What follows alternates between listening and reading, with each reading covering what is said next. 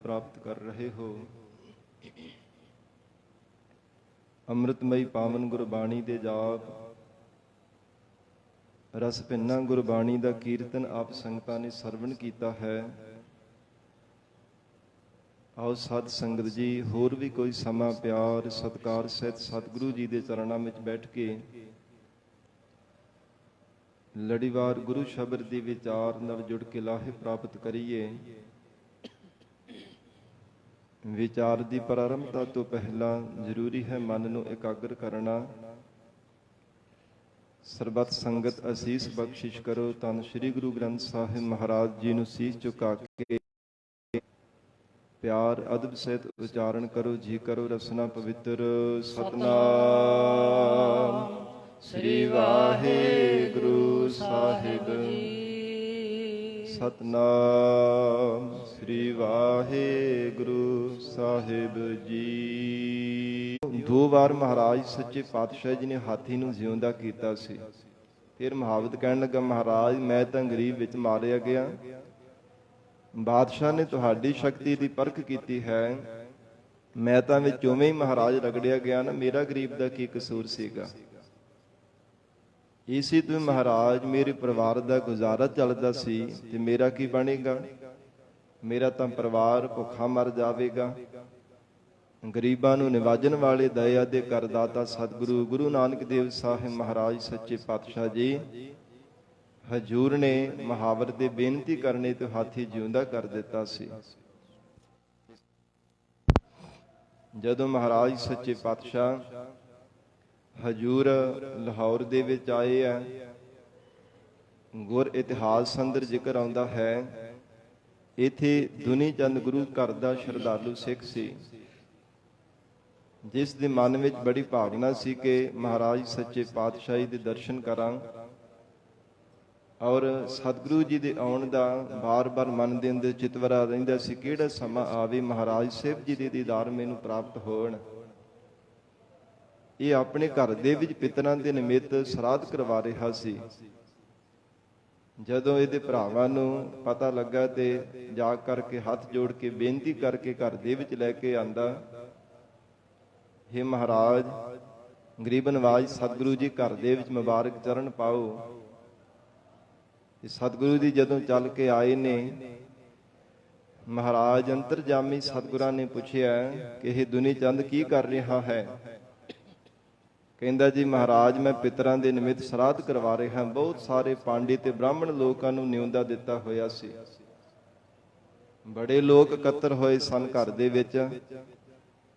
ਤੇ ਜਿਸ ਥਾਂ ਤੇ ਜੋ ਸ਼ੀਸ਼ ਮਹਿਲ ਸਾਹਿਬ ਪਾਵਨ ਅਸਥਾਨ ਵੀ ਜ਼ਿਕਰ ਆਉਂਦਾ ਕਿ ਸਤਿਗੁਰੂ ਜੀ ਦੀ ਯਾਦ ਦੇ ਵਿੱਚ ਬਣਿਆ ਹੋਇਆ ਸੀਗਾ ਲਾਹੌਰ ਦੇ ਵਿੱਚ, ਤੇ ਬਾਅਦ ਵਿੱਚ ਤੁਰਕਾਂ ਨੇ ਉਹ ਅਸਥਾਨ ਢਹਾ ਦਿੱਤਾ ਸੀ।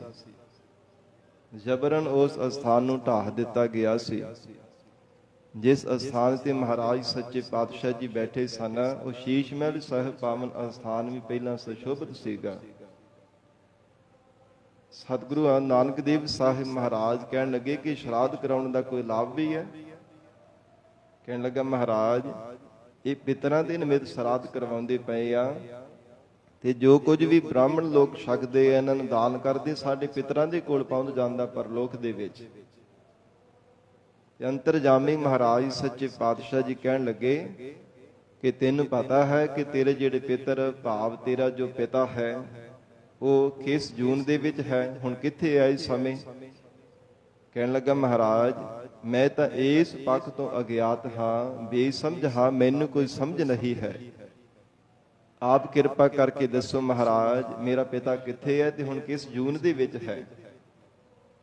ਧੰਨ ਗੁਰੂ ਨਾਨਕ ਦੇਵ ਸਾਹਿਬ ਮਹਾਰਾਜ ਹਜੂਰ ਨੇ ਉਚਾਰਨ ਕੀਤਾ। ਕਹਿਣ ਲੱਗੇ ਕਿ ਇਧਰੋਂ ਉੱਤਰ ਦੀ ਦਿਸ਼ਾ ਵੱਲ 4 ਕੋਹ ਦੀ ਦੂਰੀ ਤੇ ਝਾੜੀਆਂ ਦੇ ਵਿੱਚ ਬਘਿਆੜ ਦੇ ਜੂਨ ਦੇ ਵਿੱਚ 7 ਦਿਨਾਂ ਦਾ ਭੁੱਖਾ ਤੇਰਾ ਪਿਤਾ ਬੈਠਾ ਹੈ। ਬਘਿਆੜ ਦੀ ਜੂਨ ਵਿੱਚ ਪਿਆ ਹੋਇਆ 7 ਦਿਨਾਂ ਦਾ ਝਾੜਾਂ ਦੇ ਵਿੱਚ ਬੈਠਾ ਹੋਇਆ, ਉਹਨੂੰ ਕੋਈ ਸ਼ਿਕਾਰ ਵੀ ਨਹੀਂ ਮਿਲਦਾ ਪਿਆ, ਕੋਈ ਭੋਜਨ ਆਹਾਰ ਅਜੇ ਤੱਕ ਮਿਲਿਆ ਨਹੀਂ, 7 ਦਿਨਾਂ ਦਾ ਭੁੱਖਾ ਬੈਠਾ ਹੈ। ਤੂੰ ਕਹਿੰਦਾ ਕਿ ਮੈਂ ਆਪਣੇ ਪਿਤਰਾਂ ਦੇ ਨਿਮਿਤ ਸ਼ਰਾਧ ਕਰਾਉਂਦਾ ਪਿਆ। ਧੰਨ ਗੁਰੂ ਨਾਨਕ ਦੇਵ ਸਾਹਿਬ ਮਹਾਰਾਜ ਜੀ ਦਾ ਬਚਨ ਸੁਣ ਕਰਕੇ ਬੜੀ ਮਨ ਵਿੱਚ ਹੈਰਾਨਗੀ ਹੋਈ ਤੇ ਹੱਥ ਜੋੜ ਕੇ ਬੇਨਤੀ ਕੀਤੀ, ਮਹਾਰਾਜ ਫਿਰ ਉਹਦਾ ਭਲਾ ਕਰ ਦੇਵੋ। ਮੈਂ ਤਾਂ ਬੇਸਮਝ ਹਾਂ, ਅਗਿਆਤ ਹਾਂ, ਮੈਨੂੰ ਤਾਂ ਸਮਝ ਨਹੀਂ, ਆਪ ਕਿਰਪਾ ਕਰਕੇ ਉਹਦਾ ਭਲਾ ਕਰ ਦੇਵੋ, ਉਹਦੀ ਮੁਕਤੀ ਹੋ ਜਾਵੇ। हे ਮਹਾਰਾਜ, ਮੈਂ ਆਪਣੇ ਪਿਤਾ ਦੇ ਨਿਮਿਤ ਆਪ ਜੀ ਦੇ ਚਰਨਾਂ ਵਿੱਚ ਬੇਨਤੀ ਕਰਦਾ ਹਾਂ। ਤੇ ਸਤਿਗੁਰੂ ਜੀ ਨੇ ਵਚਨ ਕੀਤਾ ਕਿ ਤੂੰ ਸਾਡੇ ਦਰਸ਼ਨ ਕੀਤੇ ਹਨ, ਇਸ ਲਈ ਤੂੰ ਇੱਥੋਂ ਕੋਈ ਪਾਤਰ ਲੈ ਕੇ, ਕੋਈ ਭਾਂਡਾ ਲੈ ਕੇ ਉਹਦੇ ਵਿੱਚ ਖੀਰ ਪਾ ਕੇ ਲੈ ਕੇ ਜਾ। ਜਦੋਂ ਤੈਨੂੰ ਦੇਖੇਗਾ ਨਾ, ਤੇਰੇ ਦਰਸ਼ਨ ਕਰੇਗਾ, ਉਹ ਦੇਵ ਸਰੂਪ ਨੂੰ ਪ੍ਰਾਪਤ ਹੋ ਜਾਵੇਗਾ। ਤੈਨੂੰ ਕਹੇਗਾ ਕੁਝ ਨਹੀਂ, ਤੂੰ ਡਰਨਾ ਨਾ। ਇਹਨਾਂ ਬਚਨਾਂ ਨੂੰ ਕਵੀ ਰਾਜ ਭਾਈ ਸੰਤੋਖ ਸਿੰਘ ਜੀ ਨੇ ਵੀ ਲਿਖਿਆ, ਹੇਤ ਬਤਾਵਨ ਬੈਨ ਅਲਾਏ, ਤਵ ਪਿਤ ਬ੍ਰਿਕ ਦੇਹੀ ਕਉ ਪਾਏ। ਮਹਾਰਾਜ ਕਹਿੰਦੇ ਤੇਰਾ ਪਿਤਾ ਤਾਂ ਉਹ ਬਘਿਆੜ ਦੀ ਜੂਨ ਦੇ ਵਿੱਚ ਪਿਆ ਹੋਇਆ। ਧੰਨ ਗੁਰੂ ਨਾਨਕ ਦੇਵ ਸਾਹਿਬ ਮਹਾਰਾਜ ਕਹਿਣ ਲੱਗੇ, ਕਹਿੰਦੇ ਕਿ 7 ਦਿਨਾਂ ਦਾ ਭੁੱਖਾ ਬੈਠਾ ਜਾ, ਉਹਦੇ ਸਾਹਮਣੇ ਜਾ ਕਰਕੇ ਖਲੋ ਜਾਵੇਂ, ਉਹ ਦੇਵ ਸਰੂਪ ਨੂੰ ਪ੍ਰਕਾਸ਼ ਹੋ ਜਾਵੇਗਾ। ਜਦੋਂ ਭਾਂਡੇ ਦੇ ਵਿੱਚ ਖੀਰ ਪਾ ਕੇ ਲੈ ਕੇ ਗਿਆ ਨਾ ਦੁਨੀ ਚੰਦ, ਤੇ ਐਨ ਜਿੱਥੇ ਦੱਸਿਆ ਸੀ 4 ਕੋਹ ਦੀ ਦੂਰੀ ਤੇ ਝਾੜਾਂ ਦੇ ਵਿੱਚ, ਉੱਥੇ ਜਾ ਕੇ ਖਲੋਤਾ ਤੇ ਬਘਿਆੜ ਵਿੱਚੋਂ ਨਿਕਲੇ, ਝਾੜੀਆਂ ਦੇ ਵਿੱਚੋਂ। ਜਦੋਂ ਦੁਨੀ ਚੰਦ ਨੂੰ ਉਸਨੇ ਨਿਗਾਹ ਭਰ ਕੇ ਦੇਖਿਆ, ਉਸੇ ਸਮੇਂ ਉਹ ਪ੍ਰਕਾਸ਼ ਵਾਲੀ ਦੇਹ ਉਹਦੇ ਵਿੱਚੋਂ ਪ੍ਰਗਟ ਹੋਈ। ਤੇ ਫਿਰ ਕਹਿਣ ਲੱਗਾ ਕਿ ਐ ਪਿਤਾ, ਤੂੰ ਤਾਂ ਬੜਾ ਧਰਮਾਤਮਾ ਸੀ, ਤੈਨੂੰ ਫਿਰ ਬਘਿਆੜ ਦੀ ਜੂਨ ਵਿੱਚ ਕਿਉਂ ਪੈਣਾ ਪਿਆ? ਤੇ ਕਹਿਣ ਲੱਗਾ, ਐ ਪੁੱਤਰ ਦੁਨੀ ਚੰਦ, ਮੇਰਾ ਬਘਿਆੜ ਦੀ ਜੂਨ ਦੇ ਵਿੱਚ ਪੈਣ ਦਾ ਇਹ ਕਾਰਨ ਸੀਗਾ ਕਿ ਜਦੋਂ ਮੇਰਾ ਅੰਤ ਸਮਾਂ, ਮਰਨ ਦਾ ਸਮਾਂ ਆਇਆ, ਗਵਾਂਢੀ ਮੱਛੀ ਰਿੰਨ ਰਹੀ ਸਨ, ਉਹਦੀ ਜਿਹੜੀ ਦੁਰਗੰਧੀ ਸੀ ਨਾ, ਉਹ ਵਾਸ਼ਨਾ ਉਹ ਮੇਰੀਆਂ ਨਾਸਕਾਂ ਵਿੱਚ ਆ ਕੇ ਪਈ ਤੇ ਮੇਰੇ ਮਨ ਵਿੱਚ ਲਜਾ ਗਿਆ ਕਿ ਮੱਛੀ ਦਾ ਮਾਸ ਮੈਨੂੰ ਖਾਣ ਨੂੰ ਮਿਲ ਜਾਵੇ ਤੇ ਕਿੰਨਾ ਚੰਗਾ ਹੋਵੇਗਾ। ਮਾਸ ਖਾਣ ਦਾ ਬੜਾ ਸ਼ੌਕੀਨ ਸਾਂ, ਪਰ ਉਦੋਂ ਜ਼ੁਬਾਨ ਮੇਰੀ ਬੰਦ ਹੋ ਚੁੱਕੀ ਸੀ, ਸਵਾਸ 1-2 ਬਾਕੀ ਬਚਿਆ ਸੀ, ਪਰ ਇਹ ਮਨ ਵਿੱਚ ਇਦਾਂ ਦਾ ਸੰਕਲਪ ਆਉਣੇ ਕਰਕੇ ਕਿ ਮੈਂ ਮਾਸ ਖਾ ਲਵਾਂ, ਜੇ ਕਿਤੇ ਮਾਸ ਮੈਨੂੰ ਮਿਲ ਜਾਂਦਾ ਤੇ ਕਿੰਨਾ ਸਵਾਦ ਆਉਂਦਾ। ਐ ਪੁੱਤਰ, ਉਦੋਂ ਮੇਰੇ ਸਵਾਸ ਪੂਰੇ ਹੋ ਚੁੱਕੇ ਤੇ ਮੇਰੀ ਮੌਤ ਹੋ ਗਈ। ਮੇਰਾ ਧਿਆਨ ਉਧਰ ਲੱਗਣੇ ਕਰਕੇ ਫਿਰ ਮੈਂ ਬਘਿਆੜ ਦੀ ਜੂਨ ਦੇ ਵਿੱਚ ਪਿਆ, ਕਦੇ ਕਿਸੇ ਦਾ ਮਾਸ ਖਾ ਲਿਆ ਤੇ ਕਦੇ ਕਿਸੇ ਦਾ ਮਾਸ ਖਾਣ ਦੇ ਵਿੱਚ ਹੀ ਲੱਗਾ ਰਿਹਾ। ਇਹ ਸਾਧ ਸੰਗਤ ਜੀ ਸੱਚ ਹੈ, ਕਿਉਂਕਿ ਮਨੁੱਖ ਕੋਈ ਬੰਦਾ ਕੋਈ ਸੰਸਾਰ ਦੇ ਅੰਦਰ ਗੱਲ ਕਰੇ ਜਾਂ ਉਵੇਂ ਵੀ ਕਿਸੇ ਦੀ ਲਿਖਤ ਪੜ੍ਹ ਦਈਏ ਤੇ ਤਾਂ ਵੀ ਸਾਨੂੰ ਪੂਰੀ ਤਰ੍ਹਾਂ ਤਸੱਲੀ ਨਹੀਂ ਹੋ ਸਕਦੀ ਕਿ ਨਹੀਂ ਇਹ ਗੱਲ ਝੂਠ ਹੈ, ਇਵੇਂ ਹੋ ਨਹੀਂ ਸਕਦਾ। ਪਰ ਗੁਰੂ ਕੀ ਬਾਣੀ ਅਕਾਲ ਪੁਰਖ ਵਾਹਿਗੁਰੂ ਜੀ ਦਾ ਸਰੂਪ ਹੈ, ਸਤਿਗੁਰੂ ਜੀ ਦੀ ਬਾਣੀ ਸਤ ਸਰੂਪ ਹੈ। ਮਹਾਰਾਜ ਸੱਚੇ ਪਾਤਸ਼ਾਹੀ ਦੀ ਗੁਰਬਾਣੀ ਤਾਂ ਨਹੀਂ ਨਾ ਝੂਠ ਬੋਲ ਸਕਦੀ। ਬਾਣੀ ਗੁਰੂ, ਗੁਰੂ ਹੈ ਬਾਣੀ, ਸਤਿਗੁਰ ਕੀ ਬਾਣੀ ਸਤ ਸਰੂਪ ਹੈ, ਗੁਰਬਾਣੀ ਬਣੀ ਹੈ। ਇਹ ਸਤ ਸਰੂਪ ਹੈ, ਅਕਾਲ ਪੁਰਖ ਵਾਹਿਗੁਰੂ ਜੀ ਦਾ ਸਰੂਪ ਹੈ। ਤੇ ਗੁਰਬਾਣੀ ਵਿੱਚ ਮਹਾਰਾਜ ਸਾਹਿਬ ਜੀ ਨੇ ਭਗਤ ਤ੍ਰਿਲੋਚਨ ਜੀ ਦੀ ਰਸਨਾ ਦੁਆਰਾ ਸ਼ਬਦ ਉਚਾਰਨ ਕੀਤਾ ਹੈ ਨਾ, ਅੰਤ ਕਾਲ ਜੋ ਲక్ష్ਮੀ ਸਿਮਰੈ, ਐਸੀ ਚਿੰਤਾ ਮਹਿ ਜੇ ਮਰੈ, ਸਰਪ ਜੋਨ ਵਲ ਵਲ ਅਵਤਾਰੈ। ਇਹ ਸਾਰਾ ਸ਼ਬਦ ਪੜ੍ਹ ਕੇ ਦੇਖਣਾ, ਬੜੇ ਸਰਲ ਜਿਹੇ ਅਰਥ ਹਨ। ਜੇ ਪੈਸਿਆਂ ਵੱਲ ਧਿਆਨ ਚਲਾ ਜਾਵੇ ਤੇ ਕਹਿੰਦੇ ਬਾਰ-ਬਾਰ ਵਲ ਵਲ, ਵਾਰ-ਵਾਰ ਸੱਪਾਂ ਦੀਆਂ ਜੂਨਾਂ ਵਿੱਚ ਪੈਂਦਾ। ਜੇ ਮੈਂ ਮਾੜੀਆਂ ਵੱਲ ਧਿਆਨ ਚਲਾ ਜਾਵੇ, ਪ੍ਰੇਤ ਜੋਨ ਵੱਲ ਵੱਲ ਅਵਤਾਰੈ, ਪ੍ਰੇਤਾਂ ਦੀ ਜੂਨ ਨੂੰ ਪ੍ਰਾਪਤ ਹੋ ਜਾਂਦਾ ਹੈ। ਇਸੇ ਪ੍ਰਕਾਰ ਧੀਆਂ ਪੁੱਤਰਾਂ ਦੇ ਵਿੱਚ ਧਿਆਨ ਚਲਾ ਜਾਵੇ, ਮਰਨ ਦੇ ਸਮੇਂ ਵਾਸ਼ਨਾ ਉਧਰ ਲੱਗੀ ਰਹਿ ਜਾਵੇ ਤੇ ਫਿਰ ਸੂਰਾਂ ਦੇ ਜੂਨ ਨੂੰ ਪ੍ਰਾਪਤ ਹੋ ਜਾਂਦਾ। ਸੂਰਾਂ ਦੇ ਕਿੰਨੇ ਕਿੰਨੇ ਬੱਚੇ ਹੁੰਦੇ ਆ। ਇਹ ਗੁਰੂ ਕੀ ਬਾਣੀ ਦਾ ਵਚਨ ਹੈ।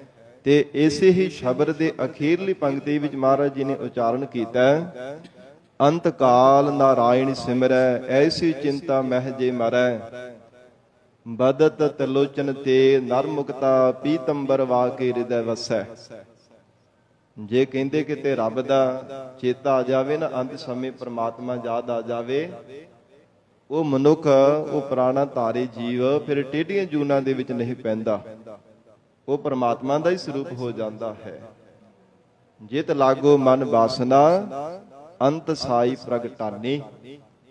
ਜਿੱਦਾਂ ਦੀ ਮਨ ਵਿੱਚ ਮਰਨ ਦੇ ਸਮੇਂ ਵਾਸ਼ਨਾ ਲੱਗ ਜਾਂਦੀ, ਜਿੱਦਾਂ ਦਾ ਫੁਰਨਾ ਮਨ ਦੇ ਵਿੱਚ ਆ ਜਾਂਦਾ ਹੈ, ਉਦਾਂ ਦੀ ਜੂਨ ਨੂੰ ਪ੍ਰਾਪਤ ਹੋ ਜਾਂਦਾ ਹੈ। ਤੇ ਸਾਧ ਸੰਗਤ ਜੀ, ਜਦੋਂ ਦੁਨੀ ਚੰਦ ਦੇ ਪਿਤਾ ਨੇ ਦੱਸਿਆ, ਕਹਿੰਦਾ ਕਿ ਮਰਨ ਦੇ ਸਮੇਂ ਮਾਸ ਦੇ ਵੱਲ ਮੇਰਾ ਧਿਆਨ ਚਲਾ ਗਿਆ, ਤਾਂ ਮੈਂ ਬਘਿਆੜ ਦੀ ਜੂਨ ਵਿੱਚ ਪਿਆ। ਤੇ ਕਹਿੰਦਾ ਕਿ ਗੁਰੂ ਨਾਨਕ ਦੇਵ ਸਾਹਿਬ ਮਹਾਰਾਜ ਘਰ ਵਿੱਚ ਚੱਲ ਕੇ ਆਏ ਨੇ, ਤੈਨੂੰ ਦਰਸ਼ਨ ਬਖਸ਼ੇ ਹਨ, ਤੇਰੇ ਵੱਡੇ ਭਾਗ ਹਨ। ਆਪਣੇ ਆਪ ਨੂੰ ਵਡਭਾਗਾ ਜਾਣ, ਬਹੁਤ ਵੱਡੇ ਭਾਗ ਜਾਣ। ਭਾਵਨਾ ਦੇ ਨਾਲ ਤਿਨਾਂ ਦੀ ਚਰਨਾਂ ਦੀ ਸੇਵਾ ਕਰ, ਤੂੰ ਉਹਨਾਂ ਦੇ ਦਰਸ਼ਨ ਕਰਕੇ ਆਇਆ, ਤੇਰੇ ਦਰਸ਼ਨ ਮੈਂ ਕੀਤੇ ਆ, ਹੁਣ ਮੈਂ ਬੈਕੁੰਠ ਵਿੱਚ ਚਲਾ ਜਾਵਾਂਗਾ, ਹੁਣ ਮੇਰੀ ਮੁਕਤੀ ਹੋ ਜਾਵੇਗੀ। ਮਹਾਰਾਜ ਸੱਚੇ ਪਾਤਸ਼ਾਹ ਦੇ ਦਰਸ਼ਨ ਕਰਕੇ ਤੂੰ ਆਇਆ ਹੈ। ਤੇ ਸਾਧ ਸੰਗਤ ਜੀ, ਸ਼ੀਤਲ ਪ੍ਰਸਾਦ ਜਾਣ ਕਰਕੇ ਜਦੋਂ ਛਕਿਆ, ਤੇ ਫਿਰ ਉਹ ਜਿਹੜੀ ਪ੍ਰਕਾਸ਼ ਵਾਲੀ ਦੇਹ ਸੀ ਬੈਕੁੰਠ ਵਿੱਚ ਚਲੀ ਗਈ, ਭਾਵ ਦੁਨੀ ਚੰਦ ਦੇ ਪਿਤਾ ਦਾ ਉਦਾਰ ਹੋ ਗਿਆ ਸੀ। ਗਰੀਬ ਨਵਾਜ ਧੰਨ ਗੁਰੂ ਨਾਨਕ ਦੇਵ ਸਾਹਿਬ ਮਹਾਰਾਜ ਸੱਚੇ ਪਾਤਸ਼ਾਹ ਦੇ ਪਾਸ ਜਦ ਦੁਨੀ ਚੰਦ ਆਇਆ, ਤੇ ਹੱਥ ਜੋੜ ਕੇ ਬੇਨਤੀ ਕਰਦਾ ਹੈ, ਮਹਾਰਾਜ ਕਿਰਪਾ ਕਰਕੇ ਮੈਨੂੰ ਉਪਦੇਸ਼ ਬਖਸ਼ੋ। ਸਤਿਗੁਰੂ ਨਾਨਕ ਦੇਵ ਸਾਹਿਬ ਮਹਾਰਾਜ ਜੀ ਨੇ ਇਹ ਸ਼ਬਦ ਦੁਆਰਾ ਬਖਸ਼ਿਸ਼ ਕੀਤੀ ਹੈ, ਜੋ ਉਪਦੇਸ਼ ਦੇ ਕਰਕੇ ਨਿਹਾਲ ਕੀਤਾ ਹੈ। ਸਤਿਗੁਰੂ ਸੱਚੇ ਪਾਤਸ਼ਾਹ ਮਹਾਰਾਜ ਸਾਹਿਬ ਜੀ ਨੇ ਸਾਨੂੰ ਵੀ ਸਿੱਖਿਆ ਦਿੱਤੀ ਹੈ, ਕਿਉਂਕਿ ਪ੍ਰਥਾਏ ਸਾਖੀ ਮਹਾਂਪੁਰਖ ਬੋਲਦੇ, ਸਾਂਝੀ ਸਗਲ ਜਹਾਨੈ। ਸਾਰੀ ਸ੍ਰਿਸ਼ਟੀ ਦੇ ਵਾਸਤੇ ਸਾਂਝੀ ਵਾਰਤਾ ਦਾ ਉਪਦੇਸ਼ ਹੋਇਆ ਕਰਦਾ ਹੈ। ਇਹ ਮਨ ਵਿੱਚ ਭਾਵਨਾ ਬਣਾ ਕੇ ਸਰਵਣ ਕਰੀਏ, ਮਹਾਰਾਜ ਸਾਨੂੰ ਸਿੱਖਿਆ ਦੇ ਰਹੇ ਨੇ। ਗਰੀਬ ਨਵਾਜ ਸਤਿਗੁਰੂ ਜੀ ਸਾਨੂੰ ਹੀ ਸਮਝਾ ਰਹੇ ਹਨ। ਧੰਨ ਗੁਰੂ ਨਾਨਕ ਦੇਵ ਸਾਹਿਬ ਮਹਾਰਾਜ ਹਜੂਰ ਨੇ ਬਖਸ਼ਿਸ਼ ਕੀਤੀ ਹੈ। ਜੇ ਮੋਹਾ ਕਾ ਘਰ ਮੋਹੈ, ਜੇ ਮੋਹਾਕਾ ਘਰ ਮੋਹੈ। ਮੋਹਾਕਾ ਨਾਮ ਲੁਟੇਰੇ ਦਾ ਹੈ, ਲੁੱਟਣ ਵਾਲੇ ਦਾ ਹੈ। ਜਿਵੇਂ ਕੋਈ ਚੋਰ ਚੋਰੀਆਂ ਕਰਦੇ ਆ ਨਾ, ਇਸੇ ਤਰ੍ਹਾਂ ਲੁਟੇਰੇ ਲੁੱਟ ਕਰਕੇ ਲੈ ਜਾਂਦੇ ਨੇ ਧਨ ਪਦਾਰਥ। ਹਜੂਰ ਕਹਿਣ ਲੱਗੇ, ਕਿਸੇ ਦੇ ਘਰ ਦੇ ਵਿੱਚ ਜੇਕਰ ਲੁਟੇਰਾ ਕੋਈ ਲੁੱਟ ਕਰਕੇ ਲੈ ਜਾਂਦਾ ਹੈ, ਧਨ ਪਦਾਰਥ ਲੁੱਟ ਕਰਕੇ ਲੈ ਜਾਂਦਾ ਹੈ, ਘਰ ਮਹਿ ਪਿਤਰੀ ਦੇ, ਤੇ ਫਿਰ ਆਪਣੇ ਘਰ ਦੇ ਵੀ ਜਾ ਕਰਕੇ ਨਿਉਂਦਾ ਦਿੰਦਾ ਕਿ ਮੈਂ ਆਪਣੇ ਪਿਤਰਾਂ ਦੇ ਨਿਮਿਤ ਸਰਾਧ ਕਰਵਾਉਂਦਾ ਪਿਆ ਹਾਂ। ਚੋਰੀ ਕਰਕੇ, ਝੂਠ ਬੋਲ ਕੇ, ਛਲ ਕਰਕੇ, ਜਾਂ ਕਿਸੇ ਦੇ ਘਰ ਦੇ ਵਿੱਚੋਂ ਚੁੱਕ ਕੇ ਜਾਂ ਠੱਗੀ ਮਾਰ ਕੇ ਲੈ ਕੇ ਆਇਆ, ਤੇ ਫਿਰ ਜਾ ਕੇ ਕਹਿੰਦਾ ਕਿ ਮੈਂ ਆਪਣੇ ਪਿਤਰਾਂ ਦੇ ਨਿਮਿਤ ਸਰਾਧ ਕਰਵਾਉਂਦਾ ਹਾਂ। ਘਰ ਮੋਹਿ ਪਿਤਰੀ ਦੇ, ਤੇ ਜਾ ਕੇ ਆਪਣੇ ਪਿਤਾ ਪਿਤਾਮਿਆਂ ਦੇ ਨਿਮਿਤ ਸਰਾਧ ਕਰਾਉਂਦਾ, ਜਾਂ ਪਿਤਾ ਪਿਤਾਮਿਆਂ ਨੂੰ ਜਾ ਕਰਕੇ ਪਕਵਾਨ ਛਕਾਉਣ ਦੇ ਵਾਸਤੇ ਕੋਈ ਨਾ ਕੋਈ ਯਤਨ ਕਰਦਾ ਹੈ। ਅੱਗੇ ਵਸਤ ਸੰਜਾਣੀਐ। ਧੰਨ ਗੁਰੂ ਨਾਨਕ ਦੇਵ ਸਾਹਿਬ ਮਹਾਰਾਜ ਕਹਿਣ ਲੱਗੇ, ਹੈ ਦੁਨੀ ਚੰਦ, ਜਦੋਂ ਅੱਗੇ ਪਰਲੋਕ ਦੇ ਵਿੱਚ ਵਸਤੂ ਨਾਲ ਜਾਂਦੀ ਹੈ ਨਾ, ਭਾਵ ਉਹ ਕਰਮ ਜਦੋਂ ਨਾਲ ਜਾਂਦੇ, ਜਿੱਦਾਂ ਜਿੱਦਾਂ ਦੇ ਪਦਾਰਥ ਕਿਸੇ ਨੇ ਛਕੇ ਹੁੰਦੇ ਆ, ਪ੍ਰਾਰਬਧ ਇਕੱਤਰ ਕੀਤੀ ਹੁੰਦੀ ਹੈ। ਮਹਾਰਾਜ ਕਹਿੰਦੇ ਅੱਗੇ ਉਹ ਜਿਹੜੇ ਵਸਤੂ ਰੂਪੀ ਕਰਮ ਜਾਣੇ ਆ ਨਾ, ਸੰਜਾਣੀ ਹੈ, ਉੱਥੇ ਫਿਰ ਪਹਿਚਾਣੀ ਜਾਵੇਗੀ। ਜਿਨ੍ਹਾਂ ਦੇ ਘਰ ਦੇ ਵਿੱਚੋਂ ਲੁੱਟ ਕਰਕੇ ਲਿਆਂਦੀ ਹੈ, ਜਾਂ ਚੁਰਾ ਕੇ ਕੋਈ ਵਸਤੂ ਧਨ ਚਾਹੇ ਪਦਾਰਥ ਚੁਰਾ ਕੇ ਲੈ ਕੇ ਆਂਦਾ, ਚੋਰੀ ਚੁੱਕ ਕੇ ਲੈ ਆਂਦਾ, ਤੇ ਜਿਨ੍ਹਾਂ ਦੇ ਘਰੋਂ ਲਿਆਂਦਾ ਉਹਨਾਂ ਦੇ ਪਿੱਤਰ ਵੀ ਤਾਂ ਪਰਲੋਕ ਦੇ ਵਿੱਚ ਹੀ ਵਸਦੇ ਆ ਨਾ, ਉਹ ਵੀ ਤਾਂ ਉੱਥੇ ਰਹਿੰਦੇ ਪਏ, ਉਹ ਕਿਹੜਾ ਹੋਰ ਕਿਤੇ ਰਹਿੰਦੇ ਹਨ।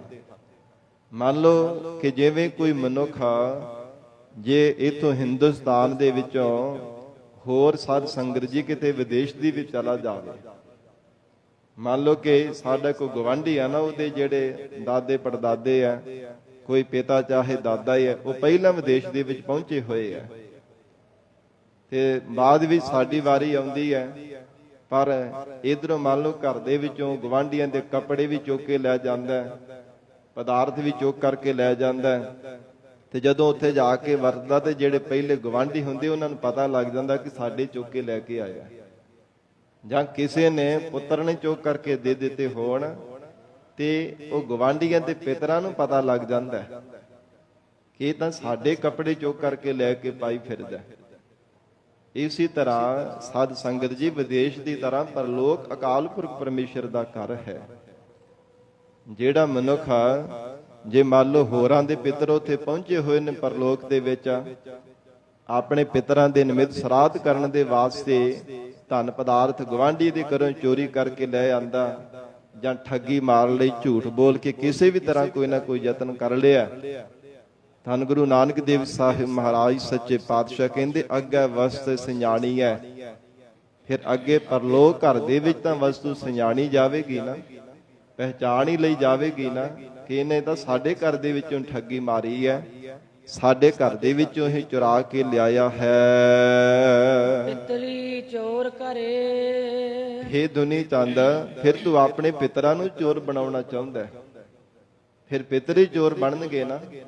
ਮਹਾਰਾਜ ਬੜੀ ਸੋਹਣੇ ਢੰਗ ਦੇ ਨਾਲ ਐ ਚੰਗੀ ਤਰ੍ਹਾਂ ਮਨ ਦੇ ਉੱਪਰ ਸੱਟ ਮਾਰਨ ਦੇ ਵਾਸਤੇ ਇਦਾਂ ਦਾ ਬਚਨ ਉਚਾਰਨ ਕਰ ਰਹੇ ਹੈ, ਬੜੇ ਸੋਹਣੇ ਢੰਗ ਦੇ ਨਾਲ। ਕਿਉਂਕਿ ਜਦੋਂ ਤੱਕ ਹਿਰਦੇ ਤੇ ਚੋਟ ਨਾ ਲੱਗੇ, ਜਦੋਂ ਤੱਕ ਮਨ ਤੇ ਕੋਈ ਸੱਟ ਨਾ ਵੱਜੇ, ਉਹਨਾਂ ਚਿਰ ਮਨ ਸਮਝਦਾ ਵੀ ਨਹੀਂ ਹੈ। ਮਨ ਦਾ ਸੁਭਾਅ ਹੀ ਇਦਾਂ ਦਾ, ਗਹਿਰਾ ਫੱਟ ਲੱਗੇ ਨਾ ਮਨ ਤੇ, ਚੰਗੀ ਤਰ੍ਹਾਂ ਚੋਟ ਲੱਗੇ, ਫਿਰ ਚੇਤਾ ਰਹਿੰਦਾ, ਫਿਰ ਜ਼ਿੰਦਗੀ ਭਰ ਉਹ ਮਨੁੱਖ ਨੂੰ ਕਦਾਚਿਤ ਵੀ ਉਹ ਗੱਲ ਭੁੱਲਦੀ ਨਹੀਂ ਹੈ। ਉਵੇਂ ਕੋਈ ਸਮਝਾ ਰਿਹਾ ਹੋਵੇ ਨਾ ਤੇ ਉਹ ਬਚਨ ਵਿਸਰ ਜਾਂਦਾ ਹੈ। ਤੇ ਜ਼ਿੰਦਗੀ ਵੀ ਜਦੋਂ ਬੰਦੇ ਨੂੰ ਚੰਗੀ ਤਰ੍ਹਾਂ ਵੱਡੀ ਕੋਈ ਠੋਕਰ ਲੱਗਦੀ ਹੈ ਨਾ, ਉਹਨੇ ਕਦੇ ਜ਼ਿੰਦਗੀ ਭਰ ਭੁੱਲਦੀ।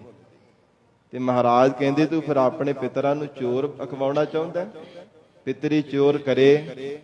ਜੇ ਤੂੰ ਬ੍ਰਾਹਮਣਾਂ ਦੇ ਰਾਹੀਂ ਪਕਵਾਨ ਛਕਾ ਕੇ ਕਹਿੰਦਾ ਕਿ ਮੈਂ ਪਿਤਰਾਂ ਦੇ ਨਿਮਿਤ ਸਰਾਧ ਕਰਾਉਂਦਾ ਪਿਆ, ਕੱਪੜੇ ਦਾਨ ਕਰਦਾ, ਫਿਰ ਉਹਨਾਂ ਨੂੰ ਭੋਜਨ ਵੀ ਖਵਾਈ ਜਾਂਦਾ ਤਰ੍ਹਾਂ ਤਰ੍ਹਾਂ ਦੇ, ਕਹਿੰਦਾ ਕਿ ਮੇਰੇ ਪਿਤਰ ਇਹ ਖਾਣਗੇ ਜੋ ਕੁਝ ਬ੍ਰਾਹਮਣ ਖਾਂਦੇ ਪਏ ਆ, ਤੇ ਫਿਰ ਤੇਰੇ ਪਿਤਰ ਚੋਰ ਹੀ ਬਣਨਗੇ ਨਾ।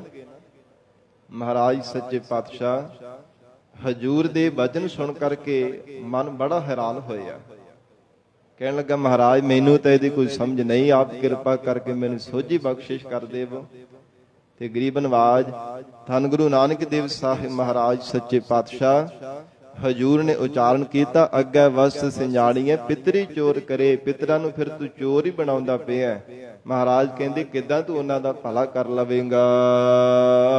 ਵੱਡੀ ਹੈ ਹੱਥ ਦਲਾਲ ਕੇ। ਤੇ ਫਿਰ ਕਹਿਣ ਲੱਗਾ ਮਹਾਰਾਜ ਜਿਹੜੇ ਬ੍ਰਾਹਮਣ ਚੁਲੀ ਭਰਾ ਕਰਕੇ ਬੜੀ ਪਵਿੱਤਰਤਾ ਮੰਨਦੇ ਹਨ, ਇਹ ਪੁੰਨ ਦਾ ਕਰਮ ਮੰਨਿਆ ਜਾਂਦਾ ਹੈ। ਤੇ ਹਜੂਰ ਕਹਿਣ ਲੱਗੇ ਜਿਹੜੇ ਕੋਈ ਵਿੱਚ ਦਲਾਲ ਪੈਂਦੇ ਹਨ, ਦਲਾਲੀ ਕਰਦੇ ਨੇ, ਜਿਵੇਂ ਤੂੰ ਬ੍ਰਾਹਮਣਾਂ ਦੇ ਬਾਰੇ ਆਖਦਾ ਪਿਆ। ਗੁਰੂ ਨਾਨਕ ਦੇਵ ਸਾਹਿਬ ਮਹਾਰਾਜ ਸੱਚੇ ਪਾਤਸ਼ਾਹ ਕਹਿੰਦੇ ਵੱਡੀ ਹੈ ਹੱਥ ਦਲਾਲ ਕੇ। ਉਹ ਬ੍ਰਾਹਮਣ ਦਲਾਲ ਦੇ ਦਲਾਲੀ ਕਰਨ ਵਾਲੇ ਦੇ ਵੀ ਹੱਥ ਵੱਢੇ ਜਾਣਗੇ। ਮਹਾਰਾਜ ਕਹਿੰਦੇ ਉਹਨੂੰ ਵੀ ਬਣਦੀ ਸਜ਼ਾ ਮਿਲੇਗੀ।